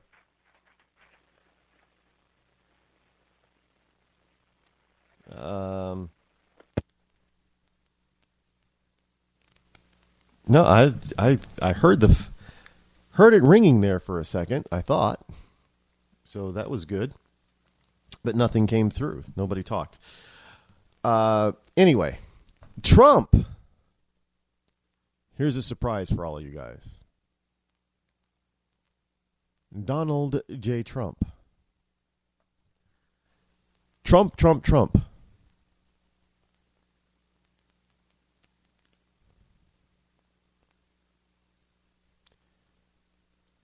36%. Let's see if we can bring on the caller. Can you hear me now, caller? Hello? Hello, yes, you're live on the Rod Eccles Show. Go ahead. I can't hear on the other end. You're not hearing me?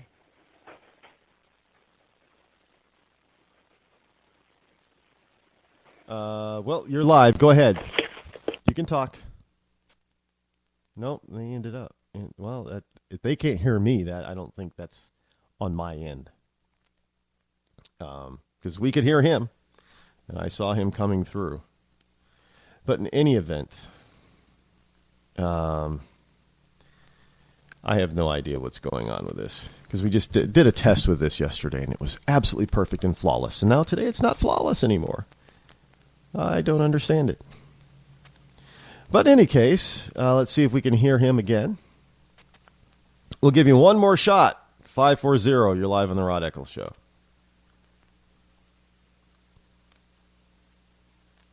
Go right ahead.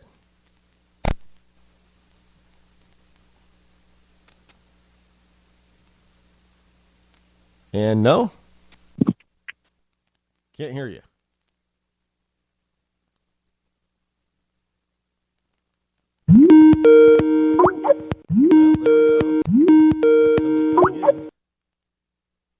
Let's see. No? Huh. Interesting. Lovely. In any case, it is Friday, so what are we going to worry about? Absolutely nothing. Not going to worry about on Friday, because Fridays is the day that we take things a little bit less seriously. Technical difficulties seem to always happen. Now, in this particular case, it probably is something that I did. I'm not going to deny it. I probably did it. Didn't know that I did it, but I probably did it. Because the test yesterday went flawless with this new system. It was flawless. Everything worked. So I had to have done something other than the Microsoft Skype thing changing after I closed it. So I had to have done it. So we'll fix that later, I guess. Anyway, the poll, Drudge Report, the super poll, Trump is at 36%.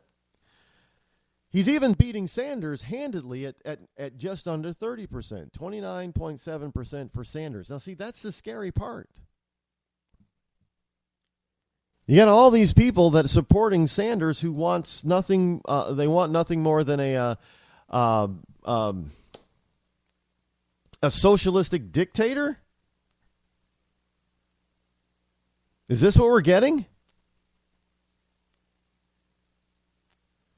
Are we getting a socialistic dictator? A communist, basically. But anyway, the Drudge Super Poll, it polled over 1 million people. Now, again, I am not a huge poll person. I don't always fall into, everybody, because everybody's got a different poll. They can get pull a poll here, pull a poll there, and they can get vastly different results. But there's one thing that we seem to find in common with all the polls, almost all of them, is that Trump is in a commanding lead. And we keep hearing that, I never did believe this. Well, Rubio and Cruz can beat Hillary Clinton, but Trump loses to Clinton. Well, how is that possible when Trump has so much support? Are you telling me that Trump has all this GOP and moderate and even Reagan Democrat support, and then when it comes time to pull the lever, if Hillary's in the race, they're all going to switch over to Hillary? That doesn't make any sense. So in this Drudge Super Poll, It asks, who is your pick for president? That's all it asks. Pretty simple. Who's your pick for president? 36% say Trump. 29.7% say Sanders. 19% say Cruz. 5% say Rubio. Then you get down to Kasich, who's at 1.3%, and you get Hillary Clinton, that is less than 1%. Santorum and O'Malley. I mean, she's third from the bottom. According to the Drudge Super Poll, with over 1 million votes cast in this poll, Clinton gets 0.88%, Santorum 0.2%, and O'Malley, Martin O'Malley, at 0.12%.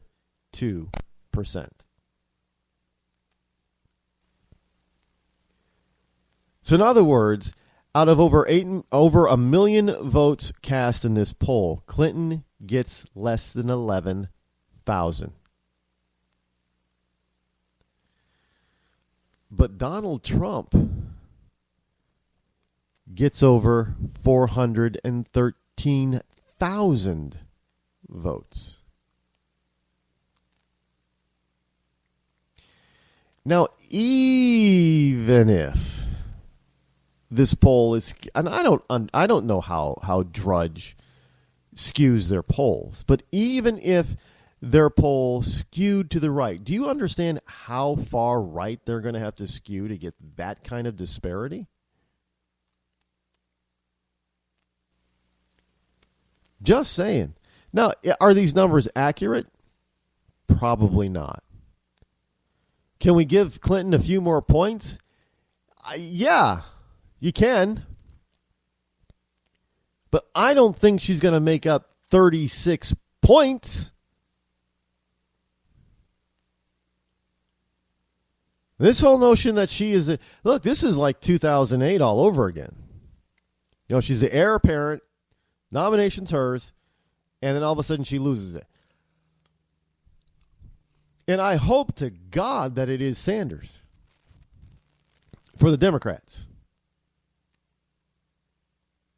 Hope it is. Because whoever the Republican nominee is, they will eviscerate him. He will be seen and shown for the angry, grumpy old man that he is. Because even in this commercial, he sounds angry and grumpy. Will they begin to play by the rules of our president?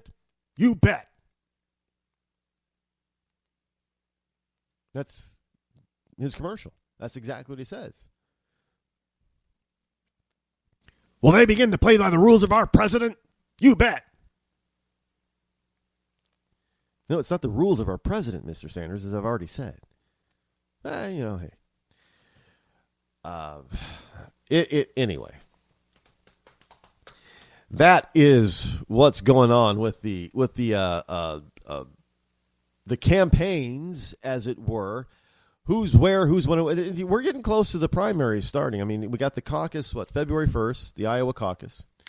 We'll see. I'm hearing all sorts of things out there in Iowa about how Trump is starting to take the lead. The people are kind of abandoning Cruz. Wait, I got something. I thought I saw something here about in my new. I don't think I added it to my paper pile, but I think I saw something. About Cruz. One of Cruz's big people jumping ship and joining Trump. I don't know if that's the case, but look, we've got a poll here, a poll there. We've got polls all over the place telling us all kinds of things. We've got something else here from Moody. This is actually reported on thehill.com. And we've got Moody's model. This is the title. Moody's model gives Dem candidate advantage in 2016. Now, basically, it says that the Democratic presidential nominee will win the race for the presidency, but the election is shaping up as historically tight. according to a political model. Less than 11 months from Election Day, Moody's Analytics is predicting that whomever lands a Democratic nomination will capture the White House. Okay, now that's really kind of scary to think about. Even if, in other words, the Moody model is saying that even if Martin O'Malley were to pull it out, he would be the next president. And they would capture the White House with 326 electoral votes to the Republican nominees to 12. Now, those results, however, are heavily dependent on how swing states vote. The latest model from Moody's reflects razor-thin margins for the 5 most important swing states: Florida, Ohio, Colorado, New Hampshire, and Virginia. In each of those states, the Democratic advantage is less than 1 percentage point, well within the margin of error. Now, the election model weighs political and economic strength in each state and determines the share of the vote that the incumbent party will win. So, in other words, it doesn't matter. According to the Moody model, I don't know how they do this, and I don't know how accurate. I didn't have a chance this morning to really dig deep to see how accurate this model has been. But to say that whoever the Democratic nominee is going to be, they're going to be the. If that's the case, then. If that's the. Look, folks, if that is the case, if this, what the Moody model is saying, if that's the case, the Republicans will never win the White House again. But wait, if that was the case, and that should have meant that the Republicans shouldn't have lost the White House. So no matter how bad the current president is, the incumbent party is going to win it, according to this model. Now, I got to. I'm sitting here scratching my head. I don't know.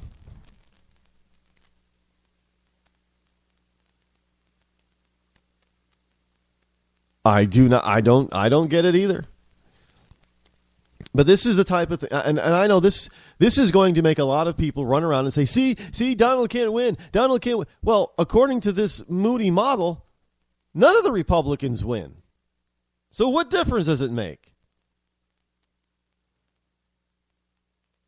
If you're going to go by these models, or you're going to go by these so-called polls, what difference is it going to make?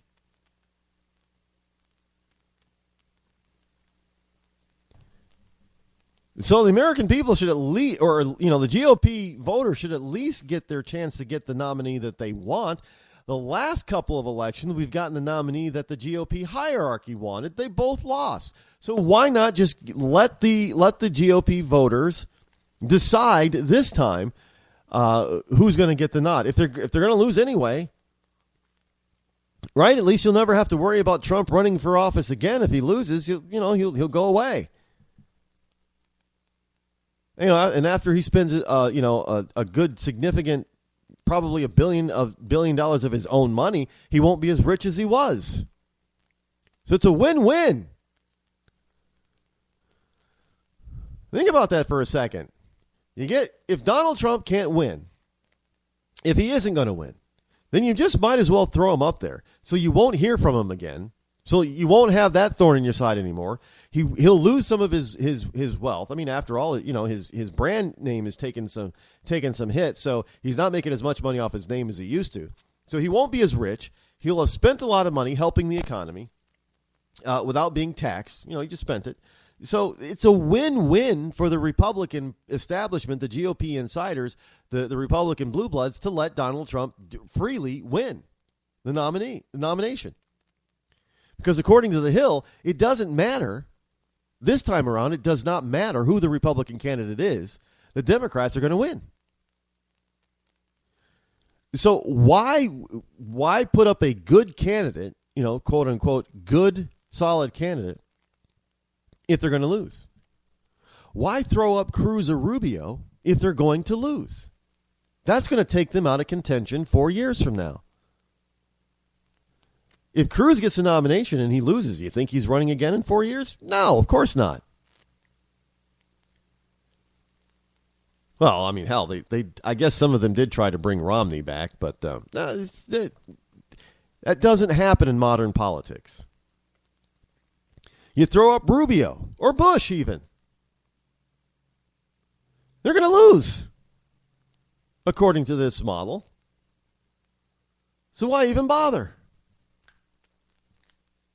Why not? 'Cause are they going to run in 4 years? No. So why not just give it to Donald? Let him lose according to this model, and you'll be done with him.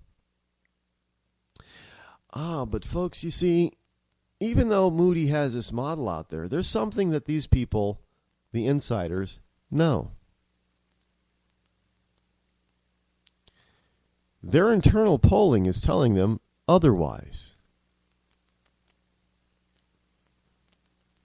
See, you always have to... Don't listen to all this crap that you're going to start getting out there. And not the shame on the hill for publishing this, but don't always listen to all this crap that is out there. What you got to pay attention to is exactly what these guys are doing. If there is a sudden shift or a swing to doing a certain thing, even though you're being told the polls are indicating something else, follow what they're doing. If everybody all of a sudden in the GOP field, if everybody all of a sudden, which they kind of are already, starts taking aim at a particular candidate, and all of a sudden everybody's taking aim at Rubio. Why is everybody taking aim at Rubio?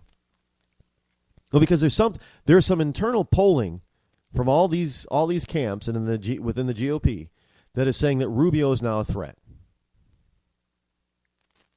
So all their aim is going at Rubio because Rubio's a threat. And you see, well, Donald is keeping himself relevant and at the top of the game. But you're going to start to see if Donald wins Iowa and or New Hampshire, that means that the internal polls that these people already have is going to be proven out. And they're all going to turn their guns on Donald, as if right now they're starting to. I mean, all I hear now, all I see now is a bunch of stories from the different candidates talking about different aspects of Donald Trump's, past and present.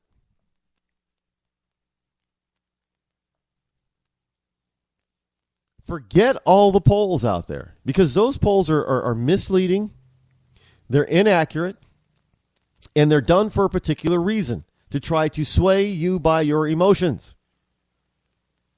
All you have to do in order to get the truth is just actually pay attention to what the political camps are doing. And what's happening now is a number of these campaigns, it started with Jeb Bush, because I couldn't figure out why Jeb was targeting Rubio. And then all of a sudden others started targeting Rubio. And I said, that's it, folks. Their internal polls are saying that Rubio is a threat, and they got to take him out early. Or else, instead of it being a Trump-Cruz show, it's going to be a Trump-Cruz-Rubio or a Trump-Rubio show. And obviously, Jeb doesn't want to have to try to keep climbing and trying to jump over the Latino guy. He's already got to deal with Trump later on. And, of course, Cruz doesn't want to lose his second position to another fellow Latino. No. So where do the big guns turn? They turn to the threat. Rubio's a threat. They already know Donald's a threat because he's been on top since July. I don't on a rolling consistent basis on an average of all the polls, I don't think Donald has not been in the lead since July.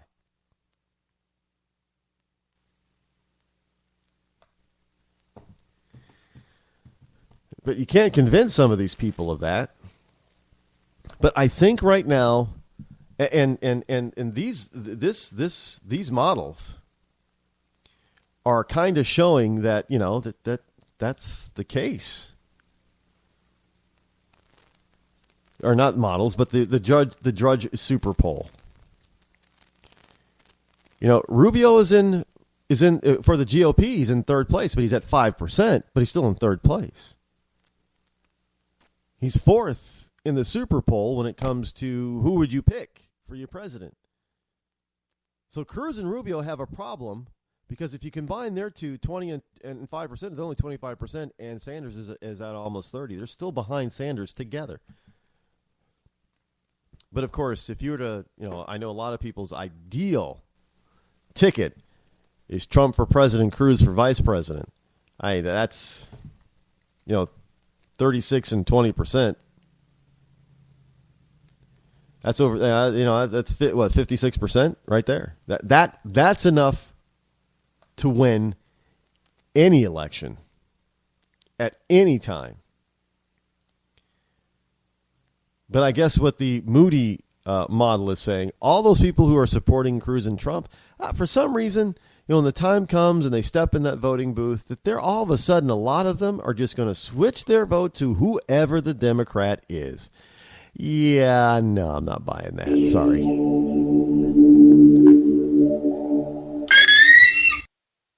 Give a man a fish and you feed him for a day. Sign him up for the Box of Bait Club and he'll never be hungry again. The Box of Bait Club is a brand new dream come true for every fisherman. Something new and different in your tackle box every month. Every month, another excuse to get outside and do what you love. Don't let this one get away.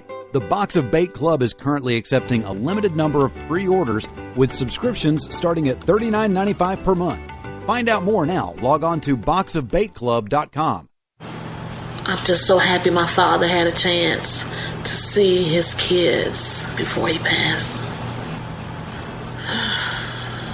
I just want to say thank you.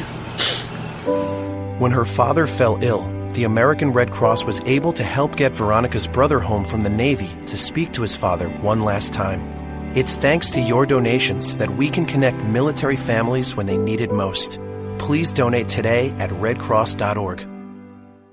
When our water heater broke down last month, it was a nightmare. It took 5 hours for the plumber to show up, and he charged us a couple of $100 just to come out. And then it cost another $1,800 to put in the new water heater. By the time it was all said and done, I felt like I'd been taken. But what else could I do? The smartest thing you can do is get a home warranty from American Residential Warranty. Their home warranties pay to repair or replace all your major appliances when they break, and they will break, and at the worst possible time. Call American Residential Warranty right now for free information on home warranties starting at just pennies a day. Don't wait for your refrigerator to stop running or your ceiling fans to stop turning. Call American Residential Warranty right now. Ask how you can save up to 50% on washer and dryer coverage. Just call 1-800-616-8010. That's 1-800-616-8010. Again, 1-800-616-8010. Call now. Are you tired of commuting to a job that makes someone else rich?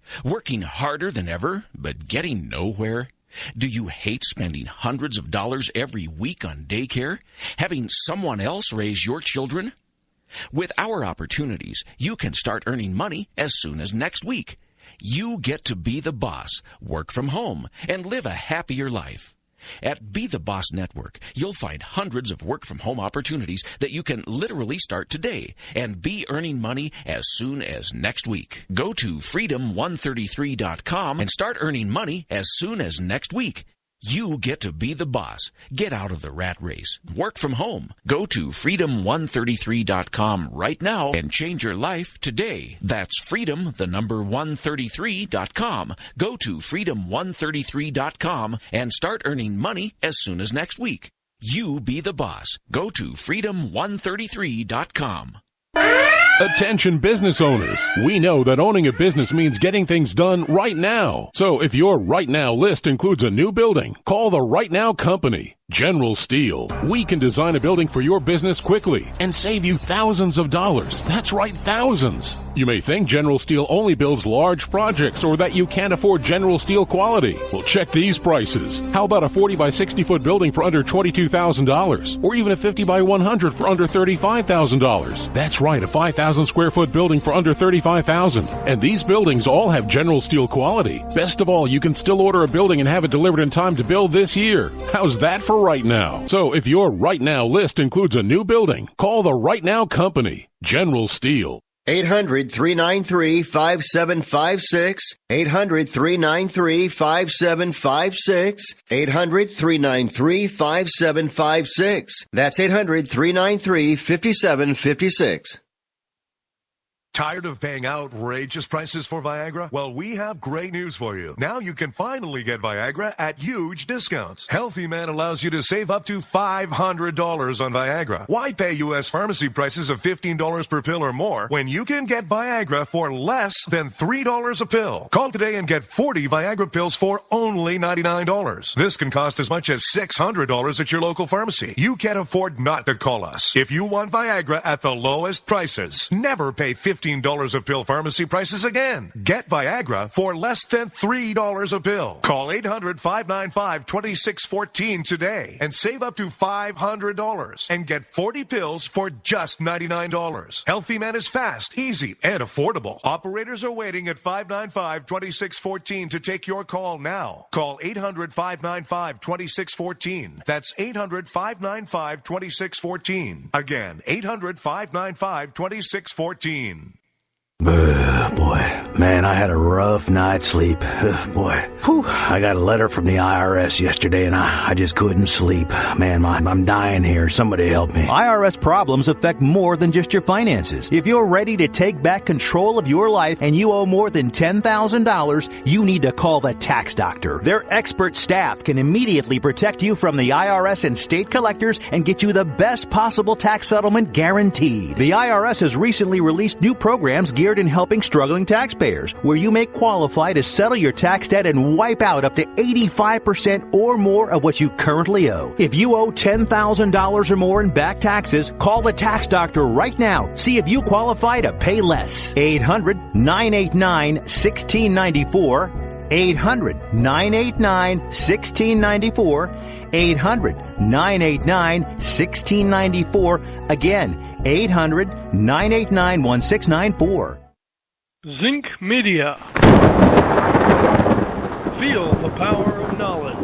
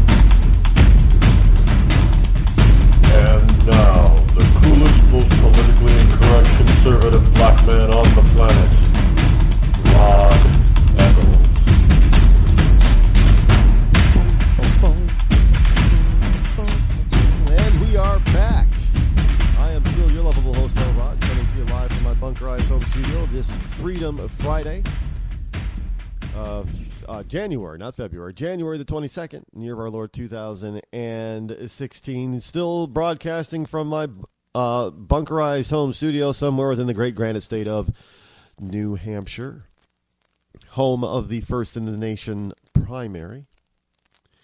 It's not the first in the nation voting, it's the first in the nation primary. The first in the nation voting is actually taking place in Iowa with the first caucus, where people go to caucus in the Hawkeye state. What's a Hawkeye, right? Yeah, Iowa. It's the Hawkeye state, right? Here's something from the Washington Post. The WAPO. Who had the worst week in Washington? this past week. And this is from the Washington Post. Hillary had the worst week in Washington, according to the WAPO. And they're saying, this is a piece by Chris Cillizza, Cillizza. Cillizza? We'll say Cillizza. Sounds better than Cillizza. Cillizza. For Hillary Clinton, it's starting to look like deja vu all over again. Start a bid for the Democratic presidential nomination as giant frontrunner. Raise tens of millions of dollars. Look unbeatable for large swaths of the year and a year before the primary start. An insurgent challenger running to her ideological left. Collapsing poll numbers on the eve of actual votes. All check. Check, check, check, check, and check. So over the past week or so, Clinton has watched her national polling lead over Senator Bernie Sanders of Vermont, a self-avowed socialist communist, has shrunk. And far more important, Clinton standing vis-a-vis Sanders in the key early voting states of Iowa and New Hampshire have eroded as well. Oh my. Oh my. What is Hillary to do? Well, first of all, she might want to come clean in all her crap. That might go a long way. Now, all she has to do is just say, I'm so sorry. I'm sorry. I didn't mean to cause all this trouble, all this pain. I just thought I was doing the best I possibly could with the tools that I had from this jerk Obama. But I'm sorry. I know I probably should have just told you straight from the beginning, the 411 right up front, and I'm sorry that I didn't. Oh, hey, just give a genuine sounding apology. And all will be probably, well, at least in liberal land, all will be forgiven. And you'll garner your support back. Now, of course, if you actually admit to making mistakes and doing some wrong, you might find yourself in some more legal trouble, but at least you'll gain your support back. Yes, you'll gain your support back. Of course you will. You'll gain your liberal support. Hey, because liberals don't care if you lie or not. They just care if you're a Republican or a Democrat. Now, if you're a Republican that lies, that's not tolerable. Not tolerable at all. You need to go to jail. You probably should be hung. Hung by your neck and your toenails if you're thought to have lied to liberals. But if you're a liberal who lies, no big deal. I mean, what difference does it make now anyway? It was like so long ago, man. Oh, it's kind of like, hey, dude. Yeah, dude, that's like, that news about, that was like before I was born, dude. I don't really care about that, okay, dude? But, if it's a Republican, it's like, dude, that's not cool lying to us like that, dude. So just pointing that out. So Hillary has had a very bad week. Poll numbers imploding. I don't know if I should even. Why not? Look, I don't like Hillary. I've never liked her. Personally, I don't like her. I don't think we would ever be friends. In fact, I know we wouldn't. I just don't like her. I don't like Barack Obama. I would not go have a beer with that man. I do not like him, Sam I am. Now, Bernie Sanders, Bernie is, on a person, if we didn't have to talk politics, he just might be, I'd probably invite him to a party just because he's so grumpy, he'd be funny. He's so curmudgeon that people would just find him entertaining. So I could probably hang with Bernie for a little while. Might need a few beers in me first, but I could probably hang. I know that's kind of strange to say about a communist, but it's just his personality that comes across. He's kind of like the two Muppet characters up in the balcony. Just so old, curmudgeon, and grumpy that they're funny. Now, of course, if he's president, that's not funny. That would not be funny if he were president and still being grumpy. But being a harmless old man, as grumpy as he is, would be funny.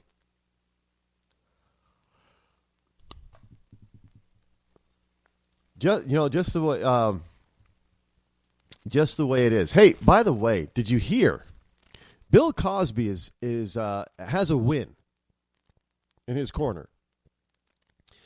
Bill Cosby, and this is from CNN, actually, CNN.com. Bill Cosby wins in Pennsylvania court. The defamation lawsuit is dismissed. Yes, indeed. Bill has got Mr. Cosby has a slight win. More than 40 women have spoken out to various media outlets about allegations of sexual misconduct by Bill Cosby. We've had quite a few women almost equaling that number about Bill Clinton, but Bill Clinton is not under scrutiny right now. It's just Bill Cosby. And it's a big win for Bill Cosby in court yesterday. A federal judge in Pennsylvania sided with the disgraced comedian and granted Cosby's motion to dismiss a defamation lawsuit. Renita Hill, one of the more than 50 women who have publicly accused Cosby of assault, filed a civil suit in October alleging that the actor and his lawyer defamed Hill in the media. Judge Arthur J. Schwab dismissed the three claims against Cosby, ruling that the statements do not support a claim for defamation as defined by Pennsylvania law. That is according to the ruling. So there you have it. Bill gets a win. Again, it's a double standard on the liberals' part because Bill Cosby gets accused of assaulting a bunch of that's a lot of women. I suppose he's had plenty of years to do that, but he gets assaulted by or he allegedly assaults numerous numbers of women. Bill Clinton does the same thing. And first of all, nobody wants to believe the Bill Clinton women. But they'll believe every single one of the Cosby women. Now, why is that? Mostly it's because, Cosby has come out against liberal ideology. Cosby's told black boys to pull up their pants and act like adults and human beings and stop acting like animals, basically. Pull up your pants. That's terrible. Bill, how could you possibly say that? Pull up your pants. Because they're the ones that, he was basically telling them all, even the white boys who want the urban look. Pull up your pants. Nobody wants to see your box. I don't even know why they even bother. Just walk around in your boxers. It seems to me like to be the thing to do.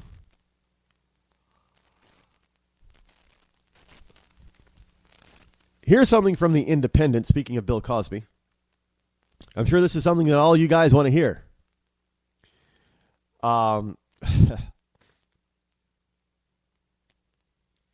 There was a correlation between... okay.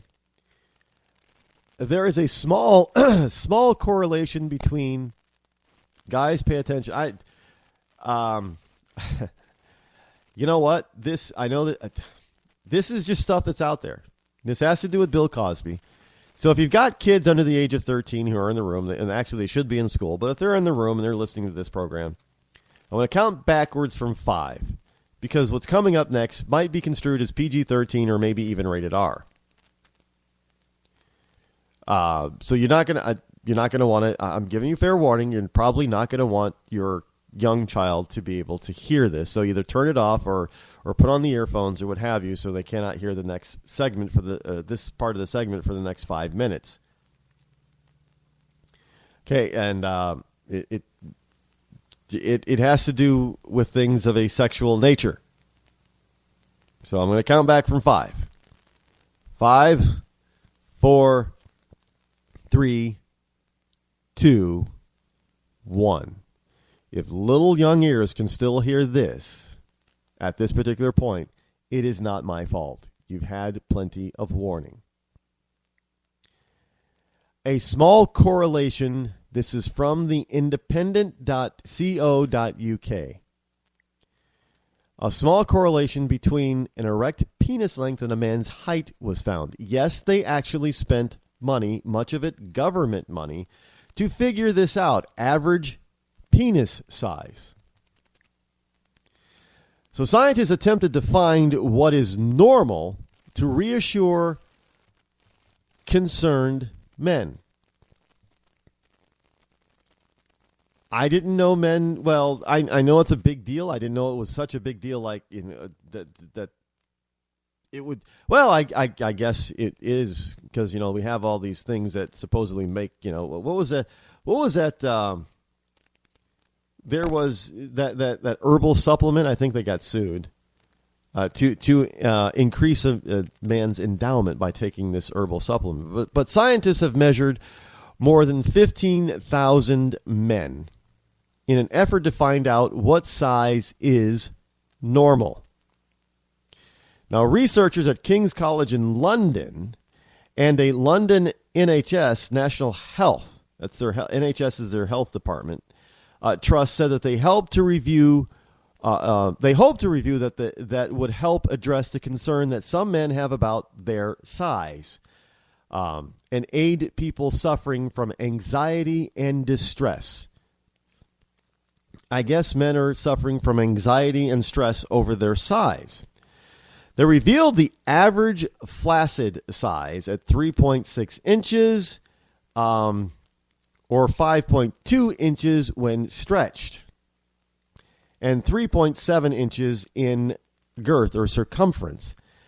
Erect, they measure 5.1 inches and 4.5 inches in girth. So they're, according to the Independent, and according to the King's College in London and the London Bureau of the NHS, Government Health Organization, the average size is 5.1 inches. So there you go. I don't know if Cosby is above or below average. All those women would have to. I don't know if. Actually, we have heard about Bill's endowment, and some people have said that he's above average. Some women have said, yeah, Bill's above average. I don't know if that's true or not. I don't particularly care. But evidently, a lot of men care about this. So I am here to serve, to give you the information that you need to live your life better on a daily basis. So now we're done with that part. You can going back to G, a G-rated, well, G+, I guess. Let's just say PG. We're at PG. Well, PG is, what is it, 10 or 12? I don't know. PG-13, obviously, you should be 13 or older in order to hear it or watch it, right? But PG is suggesting parents be careful of something. So I'm just, because, every once in a while, you never know what somebody's going to say. And I'm not including myself, because I can control me. I just can't control what other people say when they call in. So we're saying it's a PG. We're back to PG. We're down from R, back down to PG. So you can bring in the young ears again and have no worries. Did you hear this one? Bloomberg Business, Bloomberg.com. This is for all you Apple-ites. For all you Apple people. I got some other news on Apple here too, but this one sort of piqued my interest a little bit when it came across my news feed, so I added it to the paper pile. Google paid Apple $1 billion to keep Google's search bar on the iPhone. So if you're wondering why Google has a search bar on your iPhone, which is all Apple, now you know why. Google paid Apple $1 billion. So Google is paying Apple a hefty fee to keep its search bar on the iPhone. Now, Apple received $1 billion from its rival in 2014, according to a transcript of court proceedings from Oracle Corp's copyright lawsuit against Google. The search engine giant has an agreement with Apple that gives the iPhone maker a percentage of the revenue Google generates through the Apple device. An attorney for Oracle said at a January 14th hearing in federal court. Apple's not so innocent in this. Seems like they may be slightly complicit. Are they not?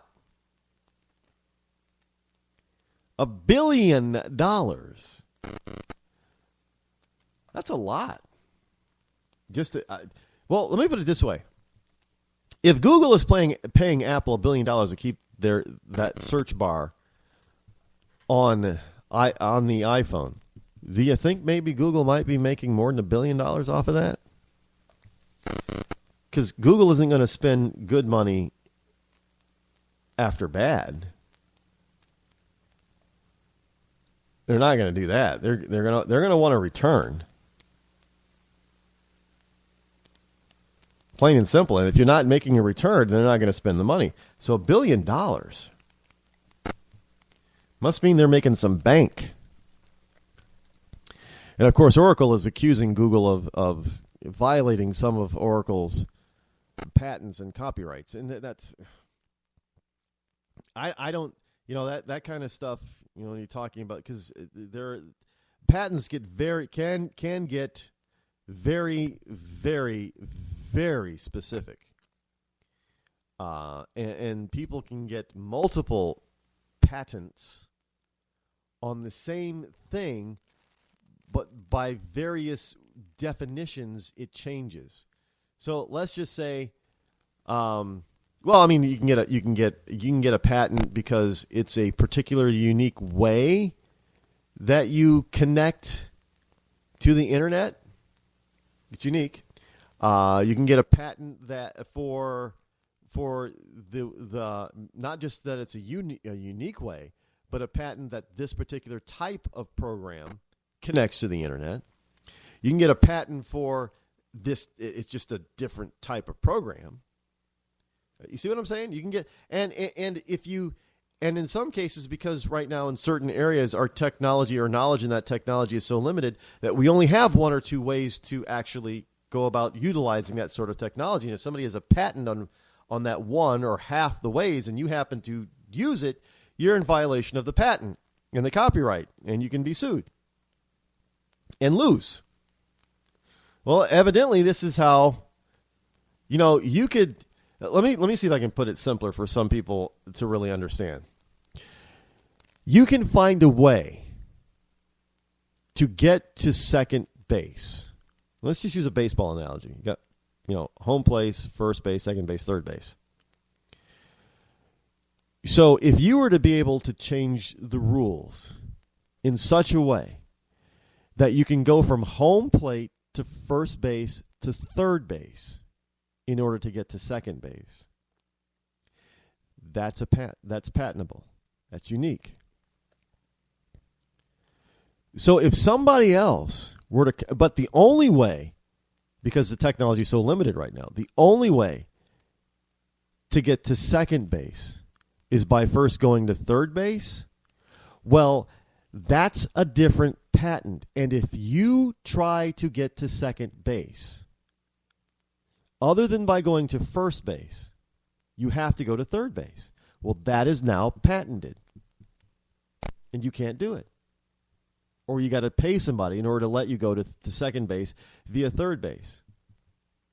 Now, going to first base, it might be slower, it might be ancient, it might be fraught with problems and bugs and all that kind of stuff. Computer language here.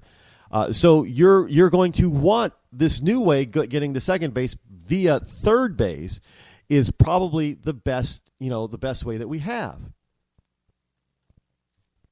But you got to pay that person who figured out how to get to second base via third base. Or else you have to use the older technology, getting to second base via first base. So the only other way that you could go is by getting to second base just from home. You go directly from home to second base. But that technology is so advanced that nobody's been able to figure out how to do that yet.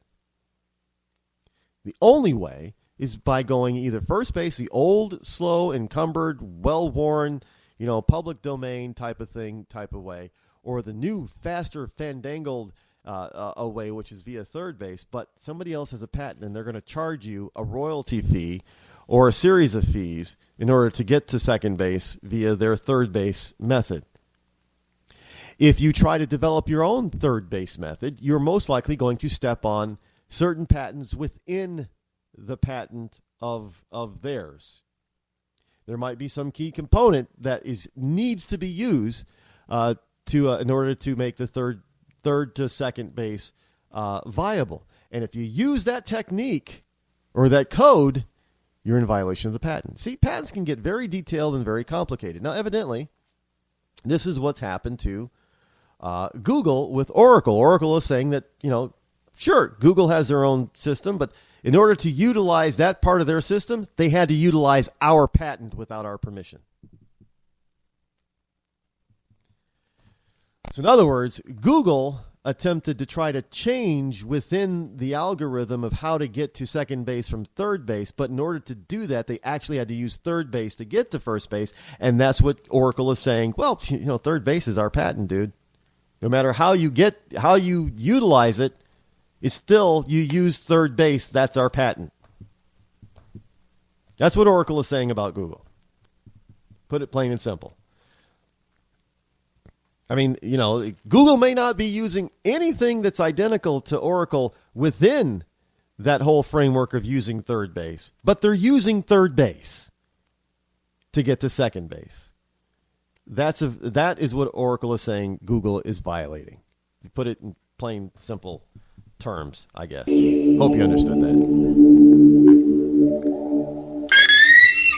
When our water heater broke down last month, it was a nightmare. It took 5 hours for the plumber to show up, and he charged us a couple of $100 just to come out. Then it cost another $1,800 to put in the new water heater. By the time it was all said and done, I felt like I'd been taken. But what else could I do? The smartest thing you can do is get a home warranty from American Residential Warranty. Their home warranties pay to repair or replace all your major appliances when they break, and they will break, and at the worst possible time. Call American Residential Warranty right now for free information on home warranties starting at just pennies a day. Don't wait for your refrigerator to stop running or your ceiling fans to stop turning. Call American Residential Warranty right now. Ask how you can save up to 50% on washer and dryer coverage. Just call 1-800-616-8010. That's 1-800-616-8010. Again, 1-800-616-8010. Call now. Did you ever look at the stains in your coffee cup and then realize that's exactly what happens to your teeth? Power Swabs is the 5-minute solution to get your teeth white without visiting the dentist. This is Ben Gordon with Power Swabs, and if your teeth are stained from coffee, tea, or smoking, all it takes is 5 minutes with Power Swabs. In 5 minutes, you'll see an average of 2 shades whiter teeth, and in 7 days, 6 shades. It's clinically proven to whiten natural teeth as well as caps and veneers. The secret is a tooth detergent that was developed by Dr. Martin Ginniger that lifts stains off of your teeth. Best of all, there's no messy strips or trays that you have to leave in your mouth for an hour. Just swab your teeth for 5 minutes and you're done. To try Power Swabs risk-free, call 1-800-291-5140. That's 1-800-291-5140. I guarantee your bright white smile will have your friends talking about how great you look. Try it risk-free today. 1-800-291-5140. That's 1-800-291-5140.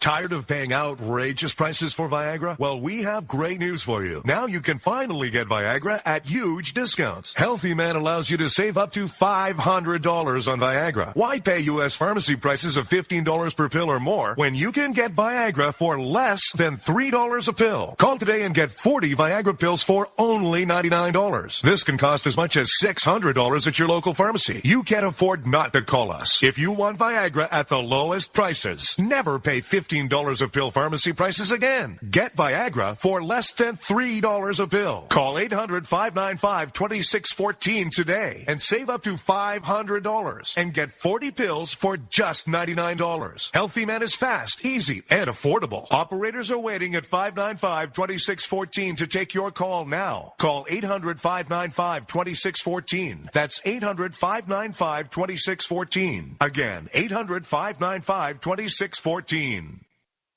Start training for a new career in as little as 18 days. National EMS Institute's innovative boot camp program will train you for a new career. Learn to respond to emergency situations and become a certified EMT in just 18 days. National EMS Institute guarantees 100% job placement. Visit www.nationaleMSinstitute.com today to learn more about our 18-day boot camp. Or call us at 1-800-497-6732. NationalEMSinstitute.com. When you're ready to take the edge off a hectic day, I suggest you start with a little music from Franz Black. I guess there's lots of ways to look at things that don't seem right. No Worries has just been released on iTunes and Amazon. It's gonna be alright. You can find Franz Black and his music on his website, FranzBlack.com. F-R-A-N-Z Black.com. It's gonna be alright.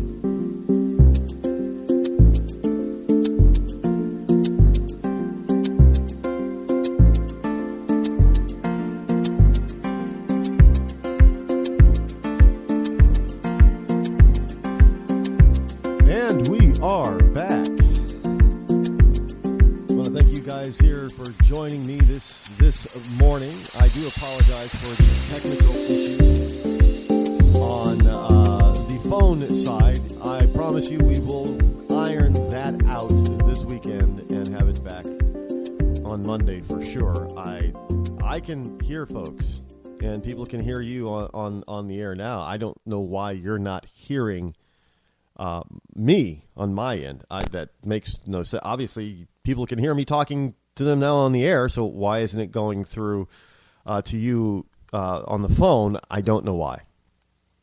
I have to say I don't know what that issue is now.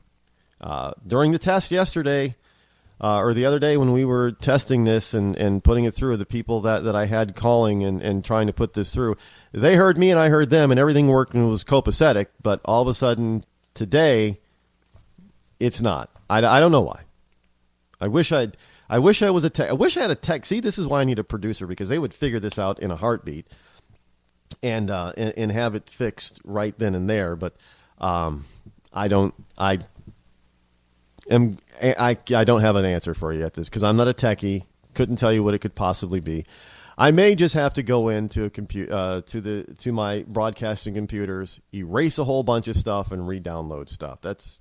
Sometimes that's what fixes the problem. I don't. Something gets corrupted. I do know that happens.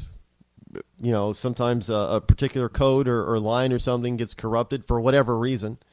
And unless you are a coder, you can't go in there and fix it line by line. You just have to start over. Starting over is not something what most people want to do, because it eliminates a lot of stuff that you've already done. I get that, but sometimes you don't have any choice, and you just have to cut your losses and start over. It's a pain. But in order to bring you the highest quality show possible, I am willing to start over if I have to with this software. It may not even be the new software. It's probably something within Skype itself. But, if you want to call in, we'll give it one more shot to see if anything comes back around. And now we'll see if 505, if you can hear me, you're on the Rod Eccles Show. Go. And obviously not, because I can hear them, but yet for some reason still, and I'm not on mute. Yeah, because if I was on mute, you wouldn't be able to hear me. Let me do this. Do that, and I'll do this. But no, they obviously, you cannot hear me, can you? Go right ahead. Nothing. Oh, well, we tried. I don't know what the configuration issue is, folks. I do apologize on that. But either that or people are just playing with me. Some people are playing and not actually doing it. But we'll get it, make sure that we get it down and fixed for you. Promise, we'll get it fixed. Any case. So Apple... by the way, speaking of Apple, I know that they have the loss. Well, now they're completely and thoroughly involved in the lawsuit with Google and Oracle, but Apple has got another issue. And this is again goes to the hypocrisy of leftists. Now, you have to understand that Apple is run by a big lefty. Cook is a big lefty. And he's not, well, it is what it is, I suppose. But he is off to Brussels right now. He's off to Brussels, and this is basically from Financial Times.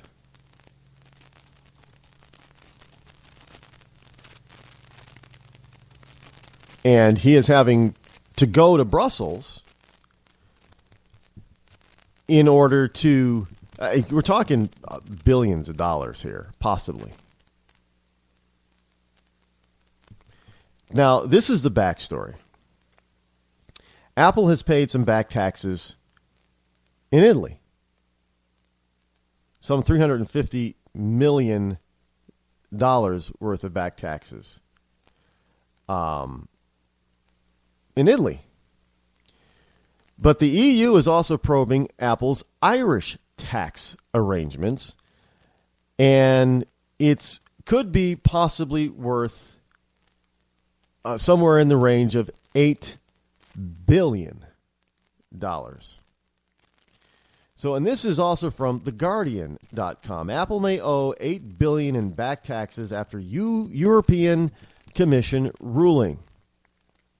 Now, this is the Commission's crackdown on multinational corporations extended to tech giants, to the tech giant Apple in an investigation that revealed potentially illegal use of Ireland tax shelters. I don't know how it's illegal to use a tax shelter, but evidently the EU is saying, well, I'm surprised that the EU has not come out with a universal tax structure. That may be coming. It may be coming. But here's a corporation that liberals love to death that does everything that liberals say that they hate. And it's run by another liberal, Tim Cook.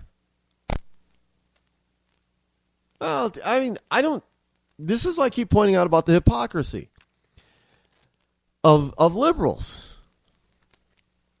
And look, who was it that said that they would rather vote for a liberal, even if they were? Wasn't that Joy Behar?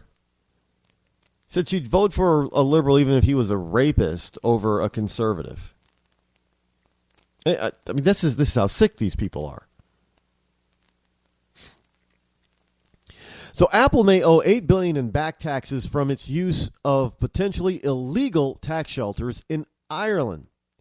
The European Commission's recent ruling against tax breaks for multinational corporations in Belgium strongly suggests that the tech behemoth could be subject to a hefty bill when the open investigation against its activities in Ireland concludes. So that would be like saying that. Well, just because Santander is a bank, but it's a Spanish bank. So that would be like the United States going to Santander and saying, look, because of your what we believe perceived to be illegal activities and tax shelters in Ireland, we're going to sue you and you're going to owe us back taxes here in the United States, even though you're headquartered in Spain. So what Brussels is saying, that even though you're headquartered in the United States and doing business in Ireland, we find that's illegal. And that you're illegally sheltering money over there. So we're going to force you to pay back taxes of $8 billion. $8 billion to who? To Ireland? No, it's going to go to Brussels. So the commission has been cracking down on U.S. companies trying to negotiate sweetheart deals with individual European Union member nations for the last several years. Now, Starbucks operations in another very well-known liberal company, Starbucks operations in the Netherlands, and Amazon and McDonald's in Luxembourg have all been subject to similar investigations. So all these liberal companies are trying their best to circumvent legally and maybe questionably to avoid paying taxes. And yet you've got Bernie Sanders over here telling the American people that these corporations need to pay their fair share. Well, evidently they're not paying their fair share here, and they're not paying their fair share over there. Just find it very interesting. Now, the commission found that Starbucks owed Dutch authorities about $22 million. And a ruling from Belgium this week determined that 35 companies across the EU owe an equivalent of $750 million in back taxes. Now, Apple has already said it would appeal against the ruling, any ruling against the company. And Tim Cook has called the investigation political crap. In a recent 60 Minutes interview, there was no truth behind it. He said, Apple pays every dollar that we owe. Well, here, I got the answer for you, Apple. If Brussels is in the middle of a shakedown of American companies, stop doing business in that country. Stop doing business in their country. Just stop. Pull out. See, I don't understand why this is such a big deal. If you're being overtaxed or unfairly targeted by legal entities and government authorities in that particular nation, which obviously doesn't contribute a whole hell of a lot to your bottom line, pull out. You know what you're going to have? You're going to have your fans, your customers, they're going to be screaming at their government, and things will get changed. If you capitulate, they're going to keep doing what they're doing to you. You know, that's just the truth, plain and simple. They're going to keep doing to you what they've always done. I don't understand why people just can't get a sense of, I don't know, cojones, brass cojones, and just start challenging all this kind of crap. Same thing here in the USA. You know, if the government is going to try to do certain things to prevent you from doing something that is beneficial to the public in general, then pull out. The government thinks that these governments think that they can do this simply because they can get away with it. Because they know that you're still going to want to do business anyway. I say don't follow that pattern. Just pull out. They'll lose more money than they will gain. I know if they have a certain mentality like our guy, it really isn't going to matter because he's not about really. See, here's a problem with a lot of liberals, especially in this country. It's not really about the money. It's about the control. And if you decide that you're not going to play by their rules and not play at all, well, that's just going to piss them off. and then they will try to find a way to force you to do business. I know this is what probably Tim Cook is probably thinking. If we pull out of a particular country, those idiotic liberals are going to try to force us to do business there. Can you imagine? You go into let's say you go into Denmark. Denmark wants to charge you an arm and a leg in taxes, even from stuff that doesn't happen within their company. Okay, you're putting money over there in Ireland. Well, we're going to tax you on that. That's illegal. We think it's illegal. We're going to tax you. So you say, okay, I'm going to pull out of Denmark. Well, pulling out of Denmark is going to hurt the people of Denmark. It's going to hurt their, some unemployment is going to take place. They're going to lose all the tax base or revenue that you once generated. So then they decide, well, no, you can't pull out. We've just made a law that you have to do business here. Now, how are they going to enforce a company to do business in their country? If the company's not headquartered in their country and none of the main employees of the company are in that country, don't doubt me, they're not going to try to do this. But how would you enforce that? Would you go to the United States government and say, look, we've made a law that Apple has to do business in Denmark, and Apple is not complying? What are they going to do? So this whole notion that Rod, they can make laws that make you do stuff. I'm like, well, if you're not there, how can they make you do anything? And of course, you get the ubiquitous, this isn't new. I mean, this is not some epiphany. Look, Tim Cook, if Brussels wants you to pay an outrageous amount in taxes, I know, hey, look, you should pay your own fair share, right?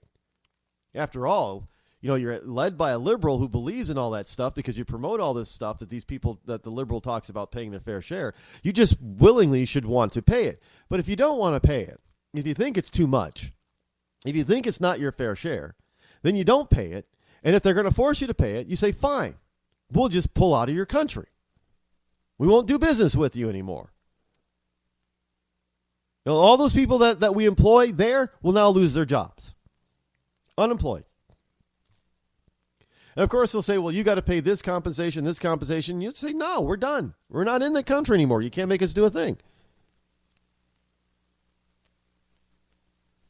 So why don't they do that? Look, this is how you stand up to oppressive governments. This is how you stand up to oppressive governments in quote unquote democracies. If you try to pull that crap in a communist nation, it probably wouldn't go. They'll just send soldiers to your abode and force you to do whatever they want you to do. But again, if you don't live there, how are they going to force you to do anything? That's kind of like China saying, well, we're going to force Apple to do business to make their phones here, their iPhones in China. Well, Apple probably will want to sell because it's a huge market. But let's just say that Apple, China wasn't making any money for Apple as far as selling their product. And China said, well, you have to make your phones here. And Apple says, well, we'll just pull out.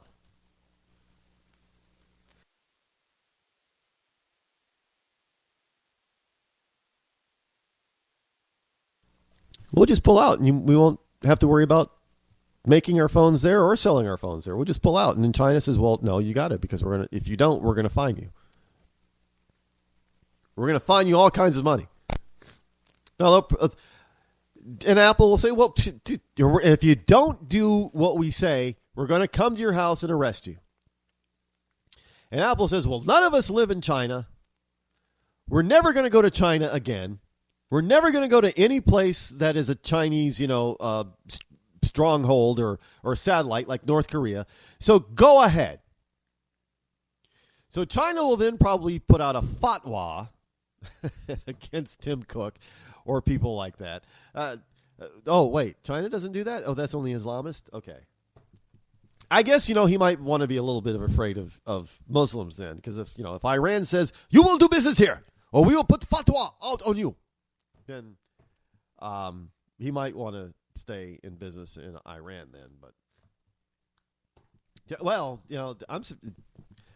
Tim Cook would never go to Iran anyway. Now, think about it for a second before I have to explain that.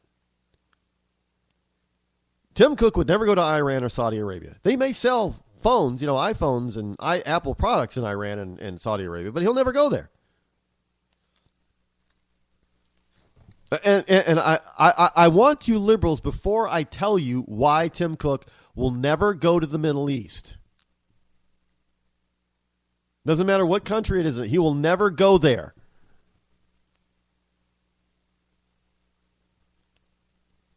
Why would not Tim Cook not? Well, come on now. Because Tim Cook is openly gay. And in most Middle Eastern countries, especially if they're Muslim-based or Islamic-based, that is not only a sin, but a crime. And in many of those places, it's punishable by death.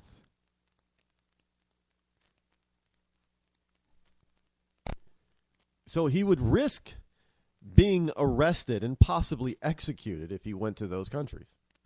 But, hey, all you wonderful liberals out there, you're out there still supporting it. You're still supporting Islam. Well, you are. And I don't know. I wonder if there are Muslims working for Apple.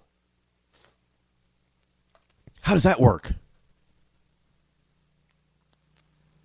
How do Muslims work for Apple if Apple is led by a tremendous sinner? I don't know. By the way, you might want to buy a standard vehicle, a vehicle with manual transmission. It's a safety feature. It is. Safety. It's a safety feature. This is from CBSLocal.com. And it's it's from Dallas-Fort Worth. CBS Dallas-Fort Worth. An armed carjacking in South Oath Cliff, outside of Dallas, turned sour for the alleged thieves after Dallas police said both men could not actually drive the car they were attempting to steal. Now, looking at the pictures, it looks like they were attempting to steal a Mustang. Now, can you imagine why they couldn't drive the car that they were trying to steal? Well, the investigators said two men approached the driver of a Ford Mustang GT. They demanded the car. A fight broke out, and the owner of the vehicle ended up grazed in the leg by a bullet after shots were fired.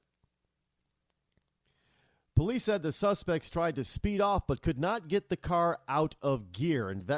They couldn't get the car out of gear because investigators believe the suspects did not know how to drive a manual transmission or stick shift car, and they kept stalling the vehicle. The suspects then ran off on foot and have not been located yet. So you have a bunch of criminals, a couple of criminals, two of them, and evidently neither one of them knew how to drive a stick. So they aggressively attack a man, the apparent owner of the vehicle, attempt to kill him via shooting him, and then attempt to try to get away, and they can't get away because they keep stalling the car, and they keep stalling the car because evidently they don't know how to drive a stick. So I'm saying if you want to protect yourself and your vehicle, you might want to think about getting a stick, a manual transmission vehicle. And if you get carjacked, before you get out of the car, say, do you know how to drive a manual? Just trying to save you some time, dude, Mr. Carjacker. If you don't know how to drive a manual, I have a manual. You probably don't want to try it because you won't be able to get away. Well, you can't make this stuff up, folks. You really, life is so much funnier than fiction. You just get a laugh out of this stuff. You really do. And finally today, I know there's a bunch more stuff I wanted to get to, but including a student gets pulled out of class for saying ISIS in the Pledge of Allegiance. I don't know what that's about, but maybe we'll get to that on Monday. But in Japan, the seemingly obsessed Japanese, sex-obsessed Japanese, seem to be really obsessed with sex and having sex and everything sex, but few of them seem to be indulging in sex. I'm not kidding you. Japan is well known for many things, and its obsession with sex is one of them. It has one of the most robust pornographic and adult toy industries in the world. I didn't know that. And airs TV commercials for items as banal as candy that features sexually obsessive, suggestive themes. It even has an annual fertility festival that parades 2 5-foot-tall penis sculptures down a busy street on a Sunday afternoon, yet nearly half of singles in Japan have no interest in dating, a situation that many experts predict will help lead to a population decline of 1/3 in the next 45 years. The Japanese love sex, love to talk about it, love to look at it, love to celebrate it, love to parade it down the street, but they don't like to participate.